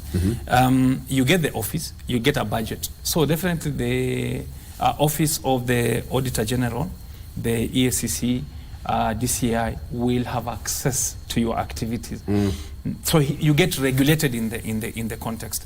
Number two, and most important, is then that which you will have done for popularism out there through mandamano and stuff. You don't do it. Now you do it within a stream of a regulated environment, you have to do a letter, okay. you have to do a bill, you have to do certain things, and then you need also to have a formal engagement with the government. Okay. Suffice it to say that eventually you deformalize the most popular part of the politics, which is the streets, and bring it now to the mainstream, which is basically the government engagement. It's just some kind of good manners to have the political hygiene that probably the president said that we need to get out in fact, of the street. It's cleaning up yes.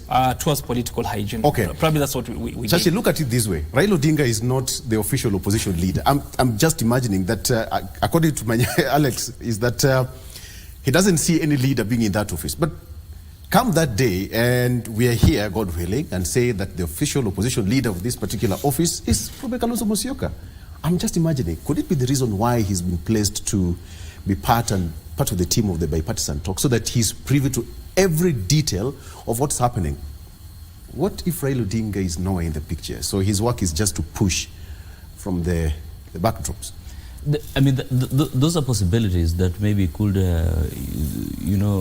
where the former Prime Minister stands. He's a man who's gone beyond positions, and he can be able to command the nation from wherever. It's not a secret. And I think that he does not necessarily need position to get reverence within the country and outside. And when you look at how his what I would refer to as in other nations as a monarch, who is able to command from his palace, command the country, command the policy direction from wherever he sits. And so he might not necessarily need to have that position. He could still decide to donate it from somebody, but then he, within the architecture and the framework of engagement, he's somewhere outside there obscurely within that arrangement, without necessarily being in the arrangement. So that those are possibilities, and I think it all depends on the agreement that they have with the co-principal, or not really the co-principal but the president. They may have agreed that they create a scenario where you have the opposition leader, we are going to give it to this person, but I'll not be in government, but I will be doing this and this. Yeah, so we are yet to see how... a kind of a person. Exactly. I'm trying to look at it this way. If Alex, this sounds kind of a done deal, because if this bill is done by an unnamed opposition leader or MP, are we looking at a situation where we are just waiting for that day and come back on set and say, gentlemen, here we are. So the office is here, funded by the political parties fund. And of course, the political parties fund could be a decoy, but we never know whatever happens behind the scenes. Look at it this way. We have got Martha Karua, we have got Kalonzo Musyoka, Eugene Wamalwa, we have got former governors here. What are we looking at? The formation of that office, the deputies, the staff. So where are the rest, if at all it happens to be? Yeah, and there are certain things that we also need to think about in this conversation, and that's the people that benefit from Raila being Raila Odinga. There are certain politicians, for example, if Raila was to exist today, they'll be having a very hard time convincing the electorate why they should exist. In government, the same thing. So politicians always safeguard their leaders based on their interests. And therefore, even this office that is being suggested, there are those that will most likely be unhappy about the office, especially if it's going to curtail their capacity to use Raila's name to remain relevant. And so, depending on how it plays out, for now, it works for government. I'm saying it works for government because the streets do not work for the ruling party or the government. They do not work because they disrupt the process of healing the nation, the process of bringing the economy back on track. But if you think about it from the extent of what, and I'll also imagine that whoever is crafting that will ensure that, for example, they are saying the leader of opposition will be this leader who is the person who is the leader of the party that garnered the second largest from whatever. That's how it's going to be drafted. Yeah. So the only other way is, for example, Raila Odinga to stop being to hand over the party leadership of the party to someone else. Then that someone else can then fit into that office. And so whether that is what he's planning, unless he's planning to retire officially, that's the only time that I see Raila Odinga doing that. Otherwise, if he's not planning to do that. And then secondly, to what I said, is the people that depend on him to survive politically might not allow that to happen. And so the politicians, the others, because then if that formation will follow Raila Odinga and Martha Karua, who was the running mate, as the deputy, of course that's how it has been designed most likely. Yeah. Then the others will need to find relevance, and that relevance will be determined by how Raila behaves when he gets the office of the official opposition. When you said that Raila should retire, John Kitty looked at you like, what did you just say? Some politicians use Raila Odinga as their political campaign capital. I had a discussion with one of the Kenya Kwanza legislators. I said that, hey, mzee akienda nyumbani bana, tutaongea nini wewe? What are you saying? But look at it this way. You talked about longevity. So where will, as we come to a close to this, where will this leave the whole Azimio brigade until 2027? Okay. What will be their area of operation? Of course, they having limits, the constitutional limits and what have you. And then now come 2027, fast forward to 2 months or even 3 months to election.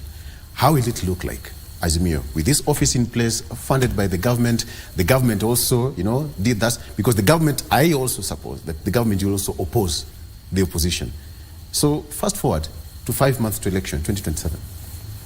Let me put it this way. I think what I like about Raila, he has probably some liberties which others don't have in terms of how he manages the population, especially his supporters.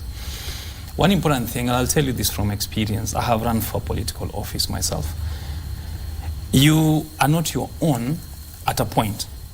There are so many interests that are cumulative in nature, and you can't abandon them from your human side, and for the fact that there is a reaction to it. Yeah. For every action, there is a reaction. And therefore, you will realize that even with a brain, the best brain you have in politics, it is adulterated by those surrounding interests that you keep on referring to when making decisions, because they have been good to you at a point.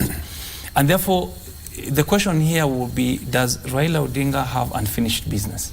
Yes, he does. To himself, to society, to his supporters, and also to his brigade, those that are close to him.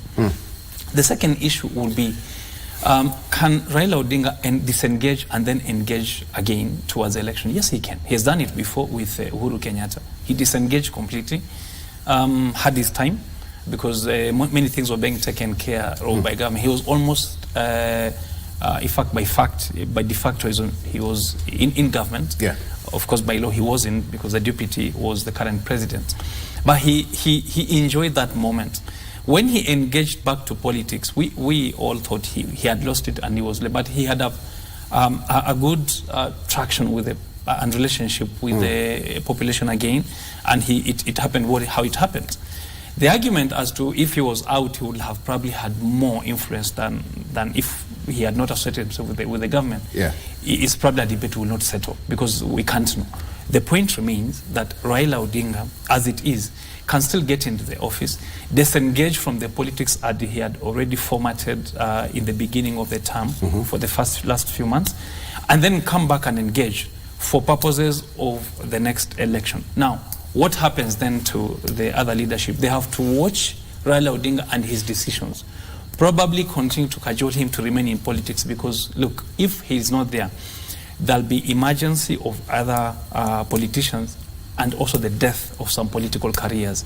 So to sustain Raila Odinga, make him politically alive for the longest time possible, is to sustain political careers of certain people. There are certain governors we know in Nyanza, for instance, who are in office because Raila said they should be in offices. Not because the people wanted them, it's because if then Raila had left them alone to fight it, they wouldn't be there. And they have a duty, therefore, to funnel the political life of Raila for purpose of their own existence. Like I said, there are two issues in politics. First is the dominance of the personal interest, the one who is running into office are foremost, and then later, and of course at distance, is that then the persons, what they want, the water and the schools and all that, that becomes a distance far off from what is dominant. So what is dominant is the interest at the time. Of course, it is the interest of the top, who is Raila Odinga, and the others that come, until the MCAs down there and others that are waiting to come into the fold too. This topic is quite interesting, because now we'll continue to have some hypothetical questions as to what will happen. The way you've correctly put it, he can get out, disengage, and then come back, and boom, before you write him off, he's also out there. But I really want us to close this, because I'm also told that we're running out of time. But Alex, the president is in your backyard for the last 5 days. You must be happy, man. Bags of goodies are being thrown around. The sugar sector is being revived. This must be a good gesture. This is very personal, especially when someone speaks about the sugar industry. When I went to school, my first check that was written when I was going to Form 1 to Lenana School actually came from Zoya Sugar Company. My parents had delivered Ken, and you needed to just go and confirm that Ken was delivered, and they will do an advance check for you to take to school. That does not exist anymore. Zoya Sugar, for example, holds the largest nucleus among all the sugar industries in Kenya. And yet it's among the worst performing. Zoya, unlike Mumias, which needs farmers, Zoya does not even need a farmer to continue operating. It has enough land, and therefore it can produce enough cane. The challenges are known, including machinery that is obsolete, where you use more money to repair and to service the machine than you're getting out of the machine.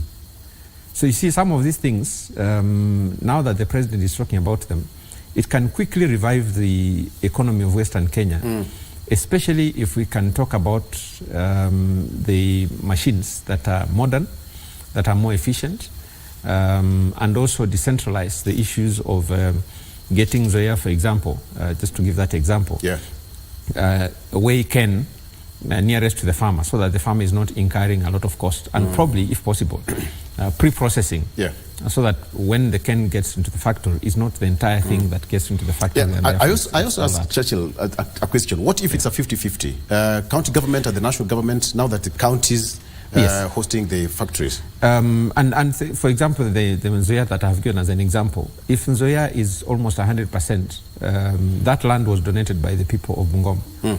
And therefore the people of Bungoma have a stake. The only worry that I have, it has to be a framework that actually works, so that it's not, because we have seen counties sometimes having challenges with management, especially when it's high-level management. And therefore that has to be, it has to be designed properly, so that then we don't shift gear and then break the gearbox in the process. We have to make sure that you engage properly, that it is designed properly, so that there's a lot of oversight in the process of running the factories. But however, the fundamental issues of writing off debt and ensuring that the factories are actually modern is more critical than handing over the factory itself. George Kithi, at the end of the day, sweet, sour, sugar sector, finally almost coming to an end. I think I think the solutions are there, and they're known. We probably have the political goodwill now that it makes political sense for it to be addressed. But I want to put it this way. It is always not advisable for government to conduct the trade itself and compete. We have, I come from down the coast, we have the problem of the Gulalu Konando there. The government did not involve the people. Of course, with its might, it was possible to run the institution and the environment, put up an ecosystem so that they produce maize, and we have no problem with the shortage of maize. But we know we had problem with shortage of maize until we were in the streets. The reason is that Gulalu was not, did not involve the people around it, and therefore it was not supported. If that is involved, including the counties, so that a robust ecosystem that taps from both local, represented as will be represented by the counties, and national government, that infusion, because technically the national government is very good at it. It has been there for now in 60s in terms of the technical research that we've had. Number two is for sugar. I think the problem we have again is, apart from the machinery and new technology and farming, we have seasons, and therefore giving leeway for importation of sugar. But what I've seen, because I've worked in some of these parastatals that we have had researchers on this and I've had access to them, is that you see we have seasons in different areas. In Ramisi, for instance, the maturity of the sugars compared to Nzoia and Mumias, the seasons are different. So that if we have that season plugged in and compensated from the south coast of Kenya at Ramisi, and part of it at the sugar belt as River Tana joins the ocean, there's a whole sugar belt there that can be and has been exploited before. You can see, therefore, that we don't have necessarily shortage of sugar in terms of the seasons, because lots of this, the adulteration of the entire sugar chemistry and distribution is always altered by the cartels that want to import sugar on the guise that the sugar shortage in terms of season production. But if we had all this tapped in, and therefore we have an entire ecosystem, right from the western to the coast and others that can produce sugar, I think it's possible to sustain sugar production in this country for the entire financial year. Suffice it to say that eventually it's probably possible. We have an entire infrastructure and environment in this country to address the sugar issue once and for all. And just leave politics out of it. Exactly. But again, there are people who need to make money out of it and create those challenges so that they import the sugar. The sugar importers benefit more than the farmers, than the sugar industries themselves. I had to leave Churchill because Churchill started this conversation. Now we have to leave it at that particular point. You'll have to forgive me for that. No, but they also get an opportunity. You said it was personal for you, Alex Manyasi. Your first paycheck joining Lenana because of sugarcane. Yes. Let's just hope that at the end of the day something will happen. But very quickly, in 20 seconds, as we usually do, what do we have on the front page of this is what we have on the front page of the BBC. Protests erupt in Libya over contact with Israel. That is updated 14 minutes ago. Libya's foreign minister is suspended because of talks with Israel, which Tripoli does not recognize. Now, that's another story that is happening. Militia battles rock Libyan capital around airport. Israeli fast-growing trade ties with UAE, and now Libya country profile. That is happening here. And finally, the crocodile. The gentleman is back. Emerson Mnangagwa, re-elected Zimbabwe leader.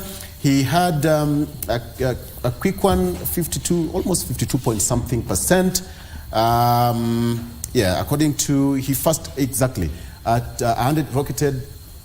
Let me just get the correct figure there. It was around 52 point something percent of the total votes, which was cast over the week, and now he's now 8 years old. That is as far as that concerned. And finally, on the front page of France 24, obstacle course for the disabled. Can Paris transport be made accessible in time for Olympics? All right. Thank you so much for being a part of the show. George Kithi, Wakili, Alex Manyasi, political analyst and governance expert, and Churchill Saoke, as well as me, just truly, Victor Low. Gentlemen, thank you so much for coming. Thank you. And you as a viewer, thanks sana for watching. Let's take a break. GMK continues short after this. Good morning.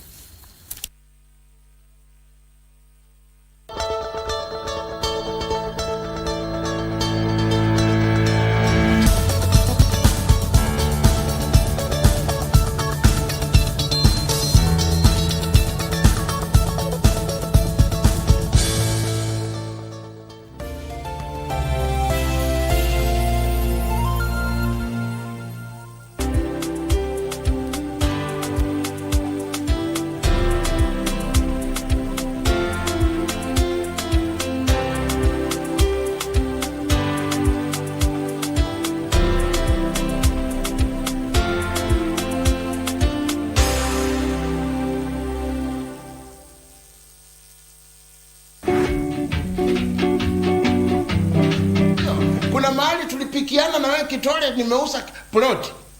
Hapana. Walk out. Please.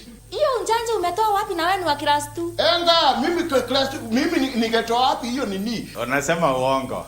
Kwa nini? Kwa sababu najua makoa, nafikiria we bado kufikiria yako nafikiria level ya standard 2, lakini watu wengine wanafikiria level ingine. Nina hakika utanitafuta. Lakini yenyewe unanga akili. Wewe ndio unanga akili. Hukujiuliza mbona mtoto anaitwa jina ya Kihindi? Ndio. Kaa hapo. They took advantage kwa sababu sijasoma mwenyewe. Why did you sell the parcel land? Because I was hungry. I was hungry.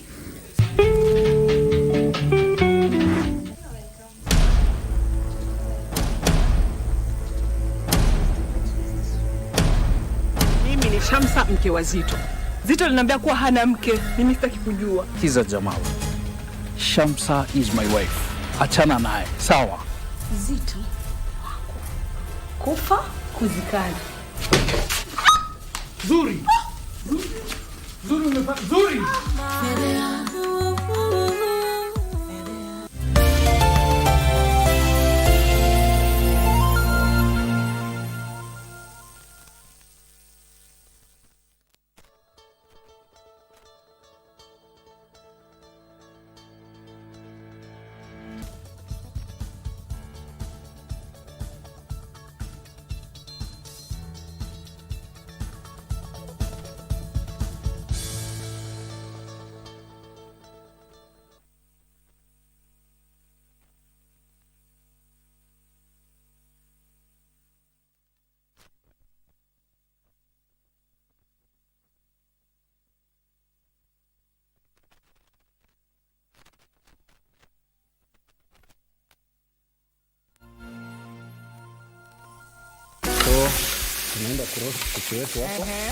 What's in Your Kitchen, a show that celebrates Kenyan and African dishes.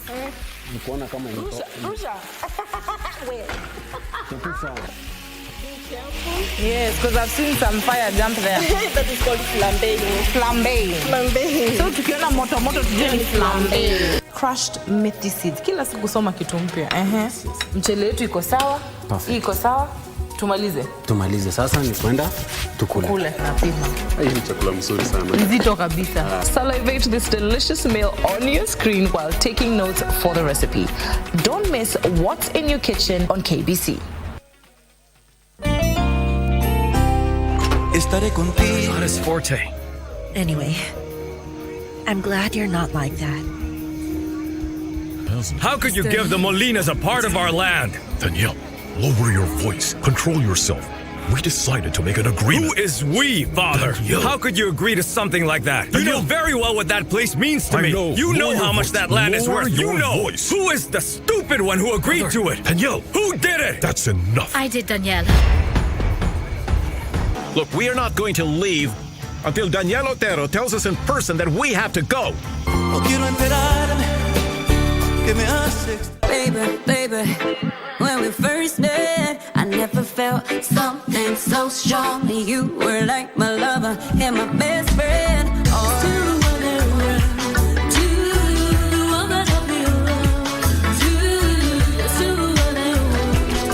Only need the light when it's burning low. Only miss the sun when it starts to snow. Only know you love her when you let her go.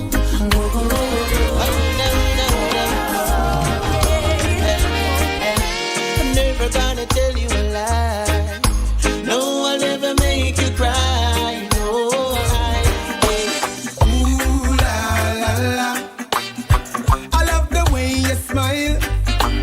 Ooh la la la. I wanna talk to you for a 왜 쓸데없는 걸 물어요? 고일인인가 하는 그 여자가 우리 일에 말려드는 게 싫다는 얘기잖아요. 킹캐스가 같더라.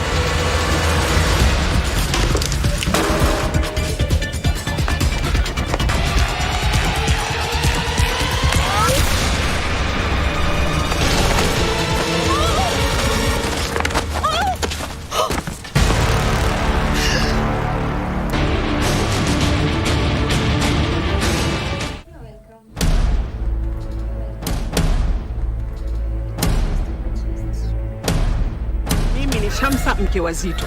Zito linambia kuwa hana mke, mimi sitaki kujua. Kiza Jamal. Shamsa is my wife. Achana naye. Sawa. Zito. Kufa kuzikana. Zuri. Zuri umefanya. Zuri.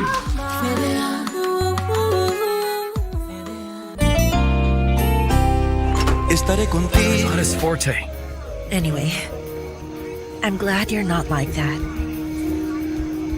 How could you give the Molinas a part of our land? Danielle, lower your voice. Control yourself. We decided to make an agreement. Who is we, Father? Danielle. How could you agree to something like that? You know very well what that place means to me. You know how much that land is worth. You know. Who is the stupid one who agreed to it? Danielle. Who did it? That's enough. I did, Danielle. Look, we are not going to leave until Danielle Otero tells us in person that we have to go. No quiero enterarme que me hace extrañar.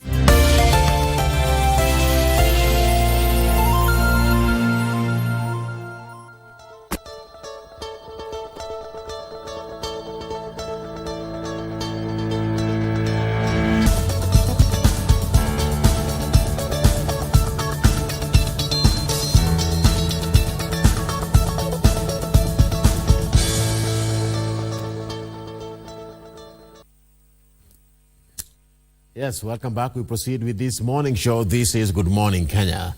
It's a pleasure being with you on this fine Monday morning. And as we mentioned there earlier on, it's all about matters concerning transformative leadership. Are you a transformative leader? What are you doing to become one? Do you know what or who a transformative leader is? Now, in this conversation, we shall engage the youth. How are youths being engaged when it comes to transformative leadership, especially here in the country, here in Kenya? My name is Ram Maguko. Thank you for choosing KBC Channel 1 in helping us in this conversation. I am with Alice Kamau to my far left. She is a digital inclusion manager. Karibu sana, Alice. Thank you so much, Mr. Ram. Yes, and next to me, Caroline Masharia, digital inclusion assistant. Karibu sana, Caroline. Thank you a lot, Ram. Niko salama? Niko salama. How are you guys feeling? Chilly? Fine. Well, let's get into it. And even as we talk about this, let's first of all start by understanding Youth Future Lab. Sindio? Yeah. What is it all about? Let me start with you, Alice. Youth Future Lab is an organization that we aim at working with youths in empowering them in different areas and sectors.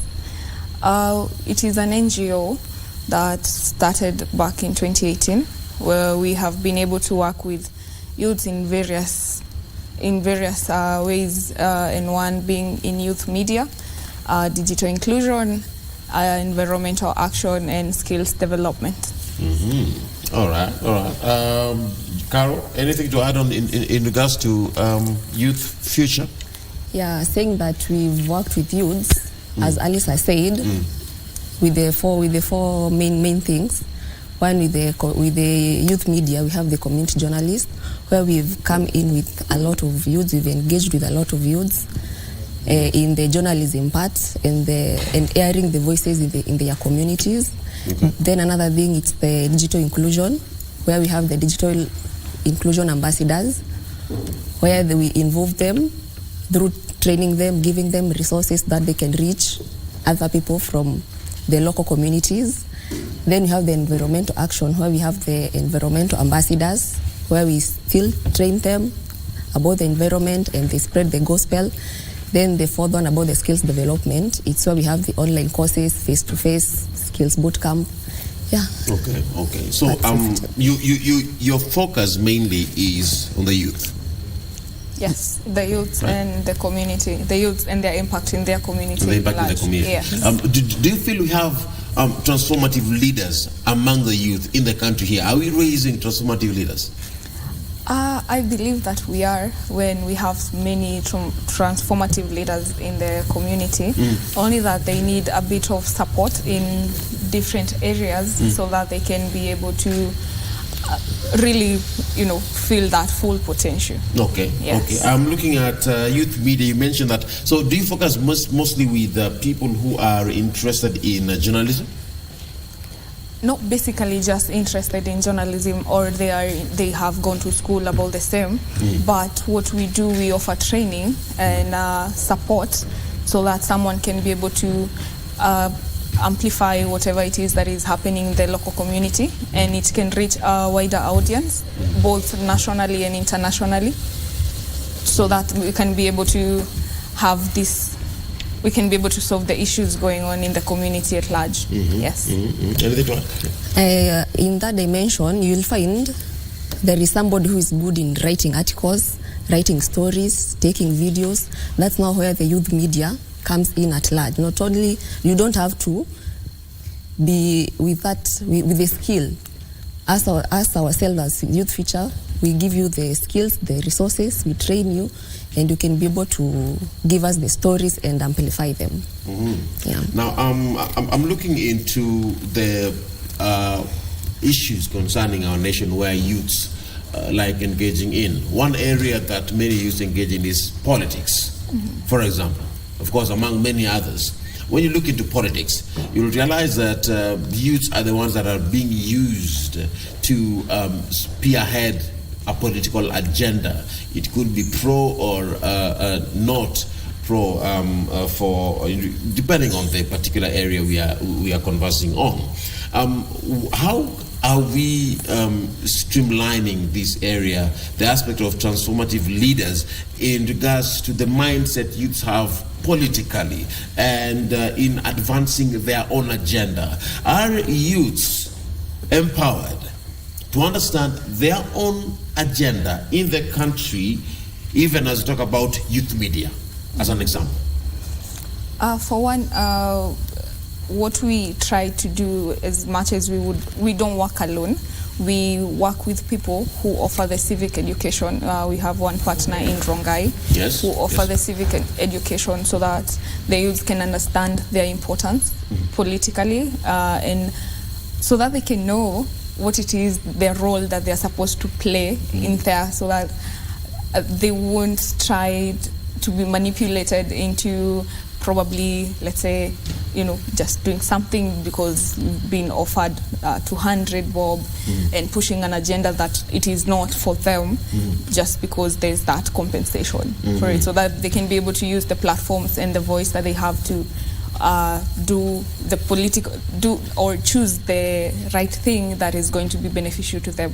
And you know, employment is still an issue that is affecting many of our youth currently, and that's why when you look at aspects of youth inclusion, lack of employment can bring a very big divide, and that is what can make somebody say, you know what, let me go for that 200 shillings that can be given to me.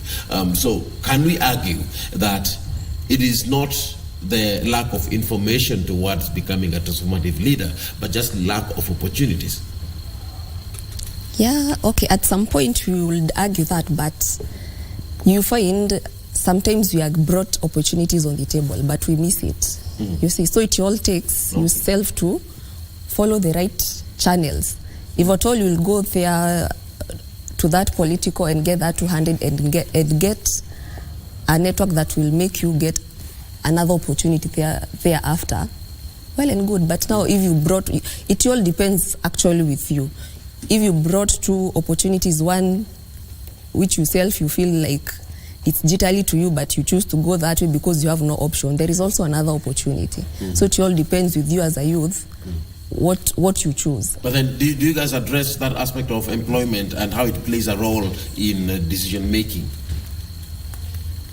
Because I'm looking into the aspect of yes, mimi ni youth, I don't have anything to do at home.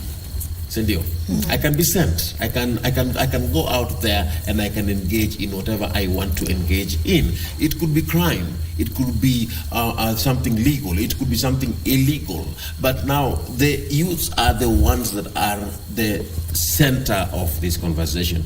Do you address and look into the aspect of unemployment, even as you're transforming youths pale mashinani? Yes, we do. Yes. And one of the things that we say is that there's easy money and there's money that can last you longer. Money that it does not have the negative effect in the long run, especially now pushing a motion just because of 200 shillings, and this motion is not even going to build you or benefit you in the long run. We always try to empower them to get the skills, to get the training that they require to prevent such things from happening. When they have the knowledge of how important it is for them to acquire the skills such that they can also be self-employed, they can go and get opportunities out there, especially with the certifications that we offer. They don't have to just work in one field. It is something that you can present for employment. So, yes, we really encourage people to gain the skills, to gain the knowledge, and not to just go for something that is easily just available and it won't last longer. Yeah. Yes. Yeah, to add on that, you will find, as other than the certification, we give the training. Either it will be online, you can do your courses wherever you are. You don't have to come to the offices. So it's anywhere, anytime. You can do your courses and get that certification. Another thing, it's about the hands-on training. Yes. There is one-on-one training. Caro, I can train you one or two things that will help you get the skills on hand. Yeah. And when you look at training, are youth interested in education, in training, in learning? Do they come out in numbers? Because we are saying, yes, we need to transform our youth, but are they willing to be transformed? Are they willing to learn something new? Still on you, Carol. Yeah. Do you see them coming out? Yeah, a number of them come out, and we also try as much to show them the importance and the aftermath of these skills. You don't have to wait to be employed. You will employ yourself, and also you can be able to employ others. It all starts with yourself. Once you get the skills and the knowledge, you can be able to start it from somewhere. Okay. So I am a Kenyan youth.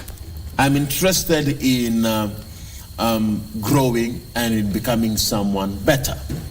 Should I choose education or should I seek employment?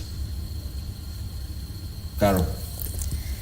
I would because say this is a mind that many are struggling with, and I know this is a question many are asking themselves: should I go to school and get these skills? Ama nitafute tu kazi pale kumta. I believe it's said. Whatever is in your mind, it can be taken by anyone, right? So I would rather, or I believe, gain the skills compared to the employment first. Gain the skills first, then employment come later. When you have the skills themselves, you don't have to seek for employment. You can create the employment yourself. Yeah. All right. Alice, your thoughts are the same. Employment first or skills first? Because the youths are watching us today. Talk to them. What I would say is that sometimes, as much as you would want to jump right into employment, kazi huisha. That's why we're like, kazi huisha. But if you have the skills already, yes, you can always bounce back. So you might want to run into the where the money is right away, but then ikiisha, what are you going to do? How are you going to bounce back up? How are you going to bounce back? Now let's talk about a very important aspect here. Digital inclusion. Digital inclusion. Very key area, yet we don't know whether youth are taking advantage of it to transform their lives. Still on you, Alice. How can we ensure that there is digital inclusion, especially for the Kenyan youth, so that their lives are transformed? What I can say is that when it comes to digital, everything, digital information, the technology and whatnot, it is a very wide area that can be used in very many ways, especially when it comes to marketing and building yourself, learning, and all those things. And I feel that sometimes we get swept by the wind, and you just on your phone, watching funny clips and whatnot. But then again, if you could only learn a few things, how you can utilize the technology, the phone or the laptop that you have to the maximum, I feel like it's an area that can offer a lot of employment and empowerment to the youth. Yeah. The youth take advantage of it. Yes, we all have our phones. We all have this particular gadget. But is it helping you? Your thoughts on the same, Carol? Yeah, okay.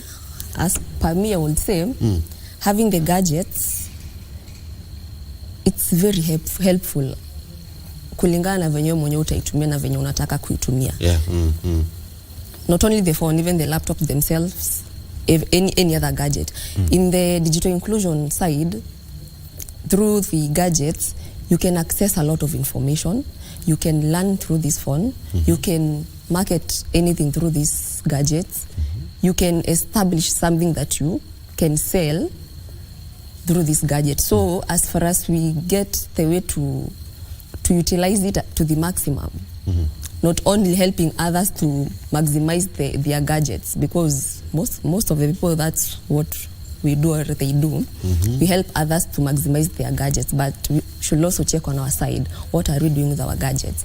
That's where the digital inclusion comes in. Yeah. So you help youths understand how to maximize on their digital space. Yes. Correct? Yeah. Now, what are some of the areas where youth can take advantage of, digitally speaking? Alice?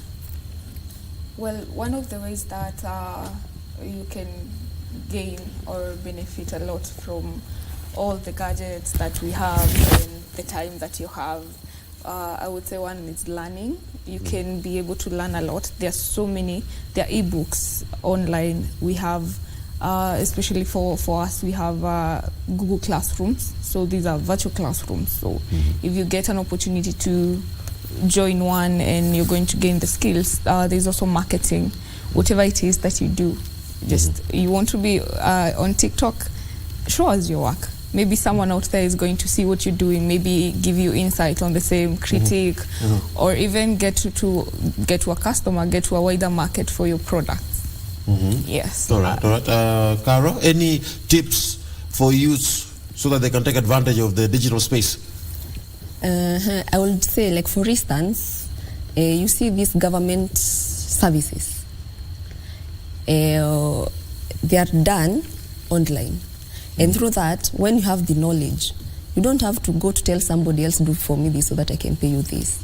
Once you have that knowledge, you can do it yourself. You can do it yourself? Yes. But the TikTok, does it have any age limit? Can anyone join TikTok? You can join TikTok. Can I join TikTok? You can. Can my father be on TikTok? Show us your work on TikTok. My dad can be on TikTok. Yeah. It's all about transformative leaders. Thank you so much, Alice, for coming. Thank Caro, thank you so thanks so much. much for coming. And I pray that you continue doing what you're doing. Transform the youths so that we can have a bright future, because they are the leaders of today. Cindy, thank you so much for coming. Thank you for inviting us. How can people get a hold of you if they want to, interact with you as we conclude? Alice? One of the ways, or the one way that could be easier, it's through our website. It's yflab.org. All right. Yes. And that is what brings us to the end of this conversation right here on Good Morning Kenya. I was with Alice Kamau, Digital Inclusion Manager, and Caroline Masharia, Digital Inclusion Assistant. They're both from Youth Future Lab. Thank you so much for coming. And it is on that note that we bring this conversation to a close. But still, Good Morning Kenya continues. We still have yet other conversations lined up for you. Let's take a short break and we'll be back in a bit.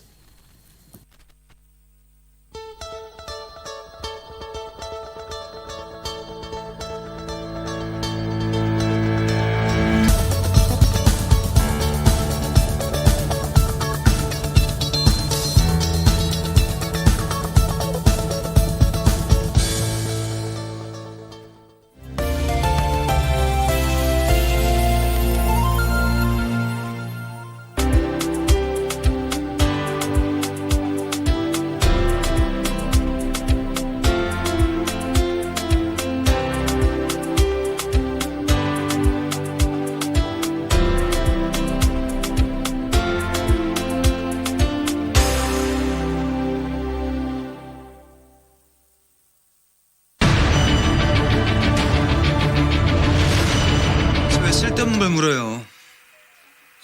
고일인인가 하는 그 여자가 우리 일에 말려드는 게 싫다는 얘기잖아요. 킹캐스가 아파트.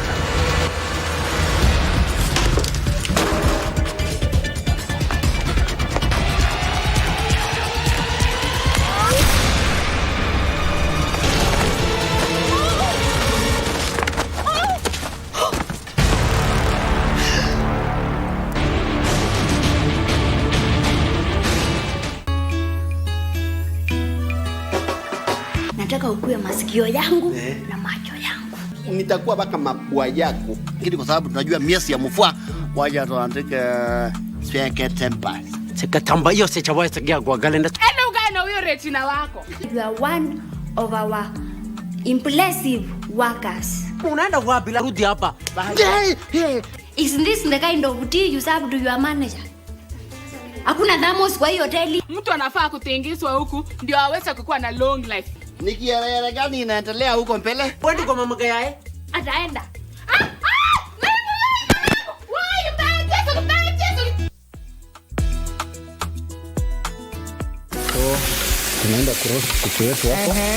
What's in your kitchen? A show that celebrates Kenyan and African dishes.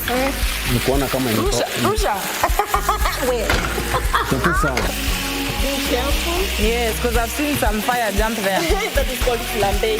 Flambeing. So tukiona moto tujue ni flambeing. Crushed methi seeds. Kila siku soma kitu mpya. Mchele yetu iko sawa. Hii iko sawa. Tumalize. Sasa ni kwenda tukule. Hii ni chakula mzuri sana. Nzito kabisa. Salivate this delicious meal on your screen while taking notes for the recipe. Don't miss what's in your kitchen on KBC. Vijana chapa kazi wenye nguvu za ziada. My youth, uko na talent ya kusing, spoken word, kucompose jingles ama any other unexploited artistic talent. Gava through Ministry of Information, Communication and the Digital Economy na KBC sasa wamekama up na project ya kupromote usanii called Studio Mashinani. Hizi ni studios ziko grassroots and they are fitted with high quality state-of-the-art equipment where you can produce quality audio and video music content for free.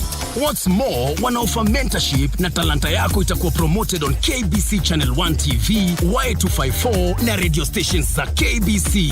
Tembelea Studio Mashinani huko Comarox, Langata, Sauti House Mombasa, Kirwara huko Gatanga, Kitui next to Manyanyoni Chiefs Camp na Kisumu City wako hapo KBC station. Usilalie talent. This is your chance to commercialize and popularize your talent through Studio Mashinani.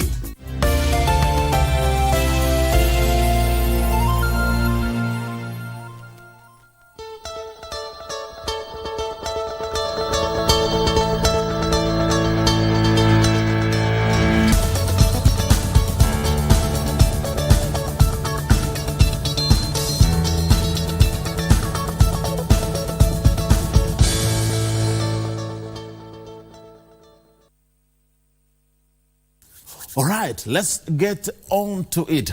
This is the next conversation of this fine Monday morning. And I know that you will be interested in this because this is about you and your children.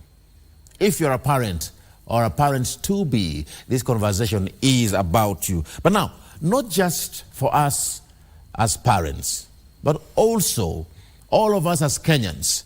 On Family Check, let's have a conversation about children's protection and safety. We all play a key role when it comes to child protection and safety. And there is no other better person that can have this conversation with me than the one and only Mwambi Mongare, who is the Deputy Director from the Children Department Services from the Directorate of Children's Services. Yes, sir. Karibu sana. Thanks, sir. Thank you so much for coming. Okay, yes. All right. And next to me, to my far left, I'm with Jack Matika. You know him, the sociologist from Koinonia Community. Karibu sana. Thank you so much. Koinonia Community. Nimesema Koinonia Community. Yes, that's what I wanted to say. Koinonia Community. Thank you. And gentlemen, it's a pleasure. Yes. Children protection is very important. And first things first, let's talk about this thing that has been in my mind for all this time. And children are in my heart. the plight of street children. That's where I want to start it from. How can we ensure that our street children are well taken care of? It is still an issue that needs to be addressed. Let me start with you, Bona, Deputy Director. Thanks for inviting us in the first place. As you have heard, my name is Mwambi Mungara, Deputy Director of Children's Services from the Director of Children's Services. We used to be called a department, and now we are a directorate with 8 departments and with so many same autonomous government agencies. And when we talk about the pride of street children, and even we have changed the name, they are called children connected to the streets. Because there is no child who is born a street child. So we should refer to connected to the streets. Connected to the streets. As a ministry, we have established a street families rehabilitation fund, which is doing a lot in all towns in our republic, making sure that those children who are in the street, they are properly taken care of. However, the numbers, what has been discussed is a bit, we remove some of them, and if we remove 100, 300 come to the street to fill the vacuum which has been left. But already something is happening, and there are so many programs, even within the laws, within the Children Act of 2022, it talks about these are children who are in need of care and protection. That's section 144. So a lot is happening, yes. But we have not reached the optimum so that we clear our streets. But I think it's better that the Kenyans know, as we are fighting this war, we need support from everybody involved. The media, or ministries, or civil society. That's why we have Culinary in the room today. Yes. Because we are doing a lot of work. Wherever we do any rescues, where do we procedural places of safety? And that's what we have been doing from the inception when these children came to the street. However, now that's why you call it the Street Families Rehabilitation Fund. It's not only for the street children connected to the streets. There are families connected to the streets.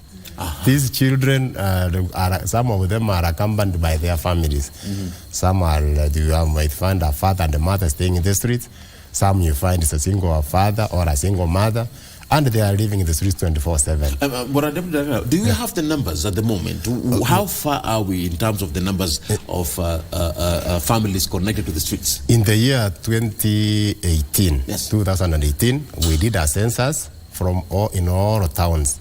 The numbers were a bit worrying, but they were not as what the people say.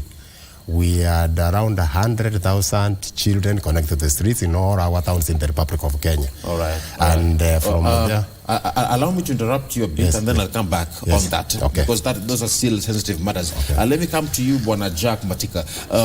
We have heard briefly from the Deputy Director. I'm looking into this sensitive case. When we are dealing with children connected to the streets, as now we refer them to us, and families connected to the streets, how remorseful should we be as Kenyans now? I'm looking into the aspect of how we treat and handle them. When we look at them as we are walking down the streets of Nairobi or any other part of the country, how should you as a person expect us to handle them and treat them? Thank you, my host, Bwana Ram.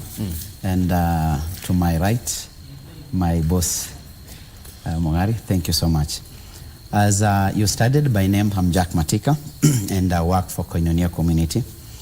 So Koinonia Community is a lay-based organizations that champion the spirits of Kenyan constitutions when you're talking about the rights to all, and especially the rights of children. In the Kenyan article, constitution, that is 37, it very much articulates and states the right to all, right to picket, right to education, right to different opinions, and all mention them. And so Koinonia Community comes in close with the monitoring of Directory of Children's Services, who have been, and they are very good partners to us. And we work very close with them, addressing the spirit of the constitutions and putting more emphasis as Koinonia Community to the rights of those vulnerables that we are talking today. Yes. And therefore, I call upon, it's not Directory of Children's Services alone. It is an duty to the entire nation, and on how can we as Kenyan, not as Director of Children's Services, how can we clean or do away or zero rate the issue of street family in our nation. It is a responsibility of me and you, my brother. Yes. And the approach to the street families as partners, Koinonia community, we have interacted with street families, and as my boss said, we now refer to them as street connected persons. And so this is a population that Koinonia community and the government of Kenya gives more attentions, because we believe in our partnership with them, we will manage and take these children and family out of this vulnerable situation to a place that they can call home, and a decent place they can live. Yes. We find many issues confronting the street connected persons. One is the attitudes and the perceptions between the society toward them. The society looks at these innocent people as people who are a burden. They look at them as people, you know, who need not to live, and so forth and so on. So with this kind of attitude basically has made these populations to live very wild, and they get wild whenever they see you walking along the street. And that's the reason why they want to take what, because they see the society has made them to live who they live today. And they feel rejected. They feel rejected. They feel like they've been left out and that is the anger that many of them live today, thanks to the Director of Children's Services, the Street Rehabilitation Trust Funds, and the entire government of Kenya, because there is a call for collaborative effort to ensure that we are working as a team together, so that we treat these people with dignity, with the respect that they deserve. Yes. And still, I'm looking at how we need to treat them. What are some of those things that you feel and we need to address this morning? Kenyans are watching.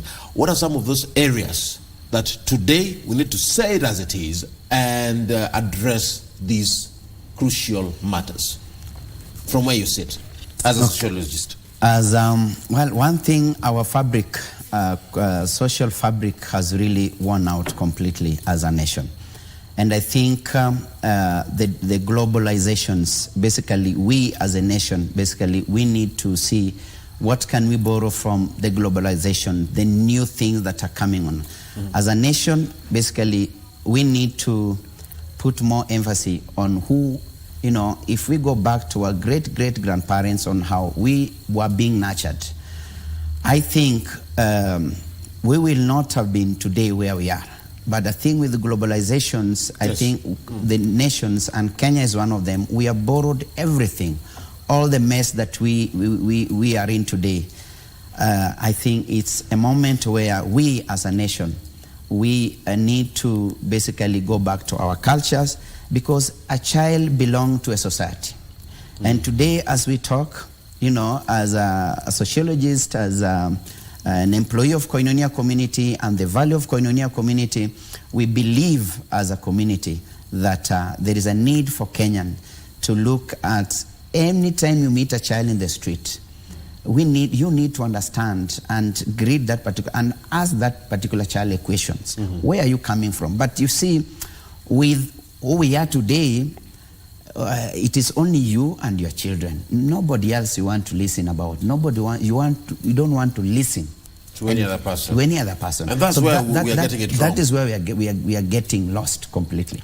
Let me come to you, Bona, Deputy Director. Yes, still, let me take us a few. Let me rewind this tape. Okay. Proceed. Now, back to I remember those days with the biro. Yes. Now, back to the numbers. Yes. You're mentioning those particular figures, yes. And as a directorate, I'm sure you've been looking at it and trying to find out how to work on these statistics. Okay. Can they be reduced? And how long do we need as a country to have these numbers reduced down? Is it possible even to get them down to zero? Help me understand that. Thanks, Mr. Ram. The issue you are raising before I answer your question, my colleague has quoted section Article 37 of the Constitution in 2010. That's the issue of children have a right. Every Kenyan has a right to picket, to petition, to whoever they want to petition it to. But I don't think that the children in the streets, they have ever picketed and they have never petitioned anywhere.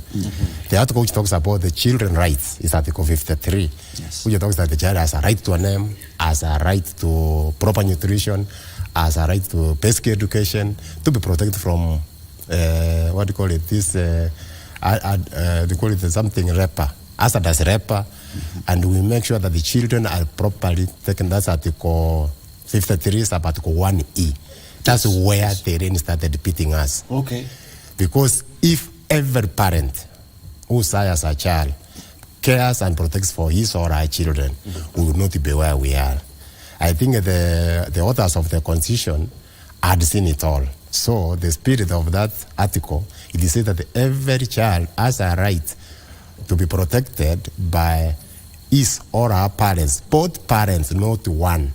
We know it's only Jesus Christ, we are told, who came through this one, through the Holy Spirit. So whoever desires any child, whether it is a man, or either in wedlock or outside, that's what the Constitution says. Yes. And now it has been captured in the new Children Act of 2022, that the parental responsibility is for both parents. Both parents. That's when they really started beating us. The way my colleague has said from Culinary, Mr. Matika, that the issue of the socio-fabric, the issue of we inherited, we did copying and pasting what the Westerners are doing, that's as rich as where we are. Now to your question, can we reduce these numbers to 0? It is possible. It is possible. But first of all, the question we should ask ourselves, Mr. Ram, when did they really start beating us? Which year? When was that day the first child slept in our streets? If we go back to that time, we are able to remove these numbers. As I told you, I've worked in many parts of this country. I was the county coordinator Kiambu. By the time I was there for 5 years, in Kiambu town, I can bear, even you can go there and ask. Yes. We didn't have even a single child connected to this in Kiambu town, where the headquarters of Kiambu County is. But except now in Ruiru, in Rimuru, in Kikuyu, in Kapete, even in Wangige, you find children connected to the streets. Tika, Ruiru has the largest numbers, followed by Tika, when I was working in Kiambu. But I think where we went wrong, it is that when we left the children to be on their own, parents became care. This of parenting is a very big issue, because there is a lot of, I can call it kind of relationships. People don't care. They think they are playing a football match. Because when you are sleeping with somebody, obviously you should take care of the product you are only likely to bring out. So these numbers, the 100,000, the numbers are gone down to the Street Families Rehabilitation Fund. So many children have been rescued. They have been placed in a place of safety. I can give the example of Nakuru. The year 2018, we rescued 100 children from the streets of Nakuru. Which county? Nakuru County. Okay. We placed them in all places of safety. In Nakuru, there are some children, what they call them, charitable children institutions, which were being funded by this fund, and all of them were properly placed in places of safety. 100 children. However, we had so many challenges when we came to the issue of identity. These children behave like true Kenyans. They have so many identities so that they don't have, like, now, you know, my name is Mwambi Mongara. If I can be traced. When we came to tracing and wanted to do reintegration, there was a crisis. Because we realized children have more than 10 names in the streets. The names that are just with us are not the same names when we were finding the relatives. Because they have to survive. They have to use different identities. I can give an example. The MCA for Mahuche within Nakuru County, when we went to visit one of the institutions where we had placed over 25 children, there is a boy who had got lost from Mahuche area in the Maunarok area. You know, the MCA, when the MCA will go, you are taking them food, blankets, and everything. The MCA just recognized one of the two boys from his village. They have been looking for them for 2 years.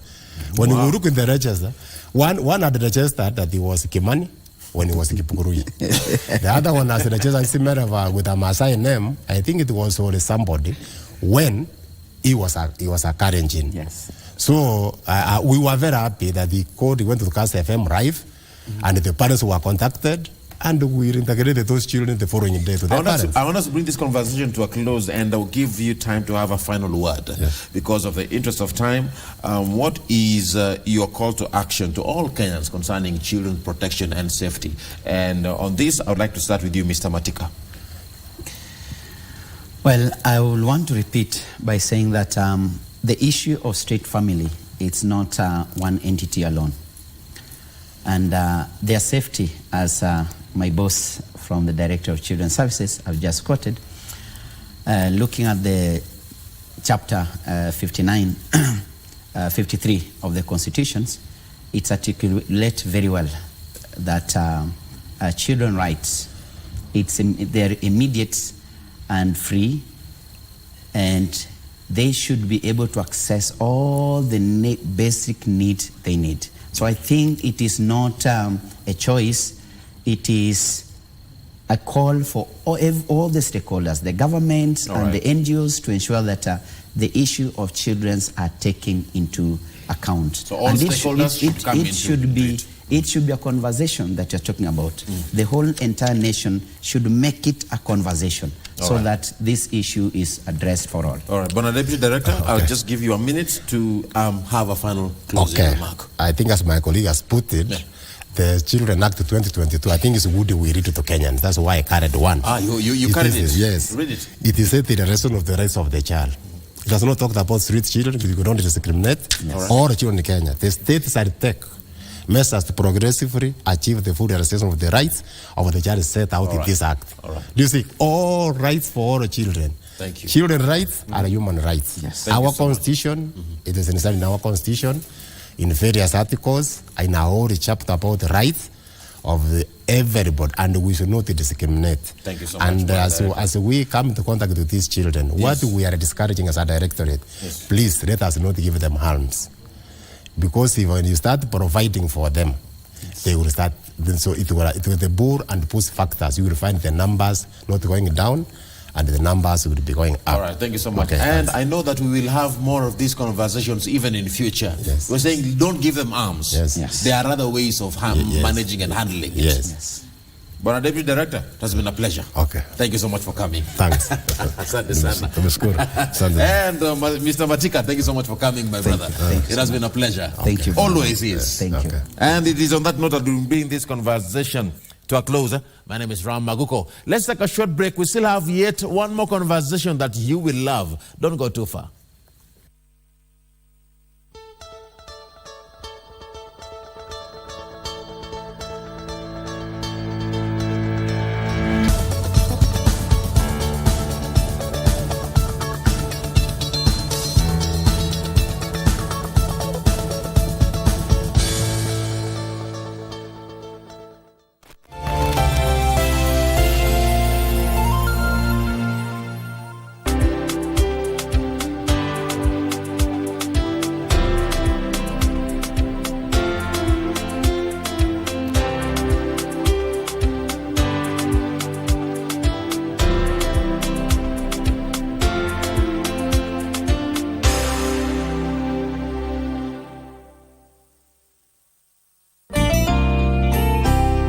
Estaré contigo. Not his forte. Anyway, I'm glad you're not like that.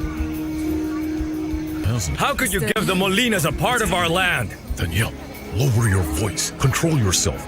We decided to make an agreement. Who is we, Father? Danielle. How could you agree to something like that? You know very well what that place means to me. You know how much that land is worth. You know. Who is the stupid one who agreed to it? Danielle. Who did it? That's enough. I did, Danielle.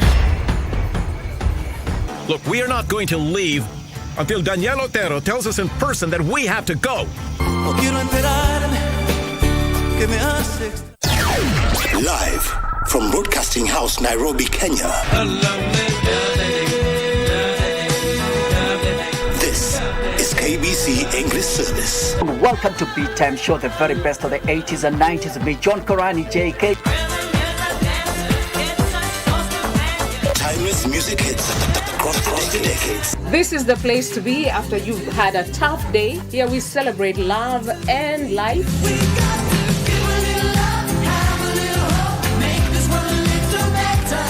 Don't believe me, just watch. sound of KBC English Service. I'm your host, Caroline Wangishi. Karo Gatata Moshero. My name is Geoffrey Mongai B. News, information and entertainment. KBC English Service, Kenya's official national radio.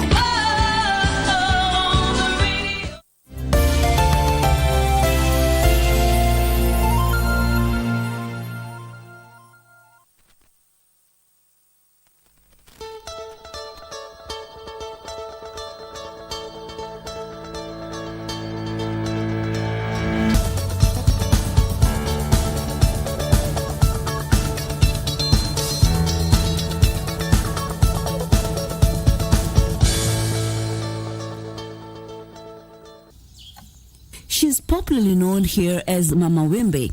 Her nickname points to her passion. Nafanya validation ya wimbi na natengeneza crackers, mandazi, chapati, cake, uji, ugali.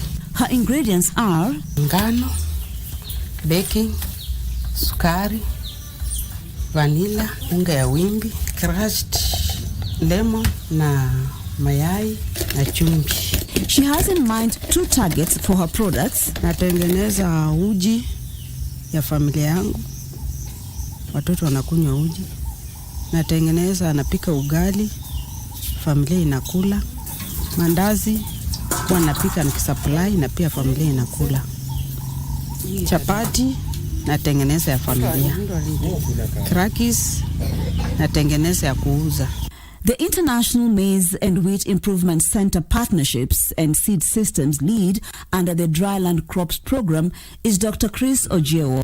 He is resolute that millets have a potential for greater demand. For a long time in the years, in the decades past, you would not see any millet product on the shelf. Now you see millet products, both pure for porridge and for making ugali. You find them on the shelf. And they don't stay on the shelf. Actually, you find them today, you go tomorrow, they're all gone. Wheat flour appears smooth through the eye and between the fingers.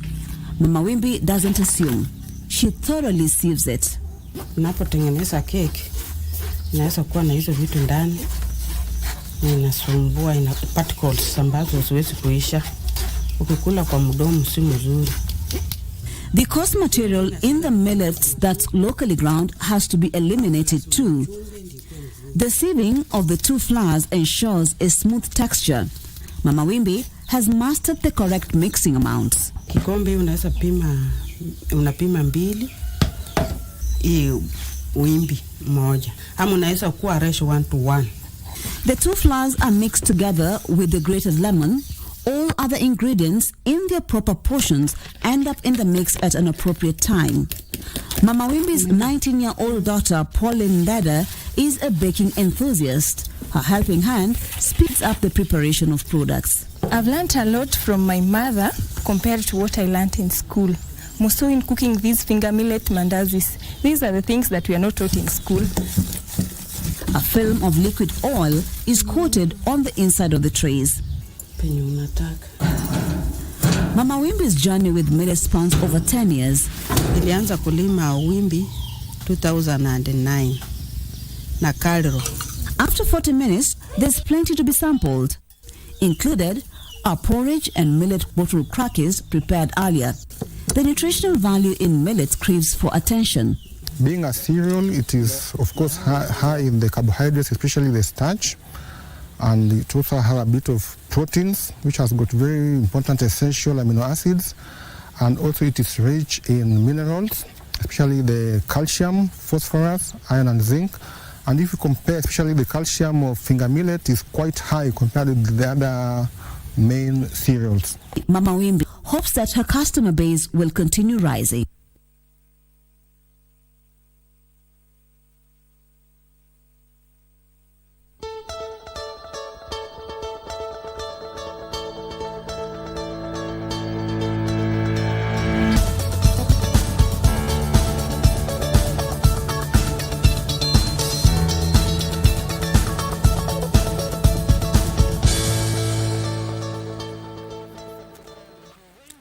Yes, thank you so much for sticking with us. I have now shifted to this other side of studio.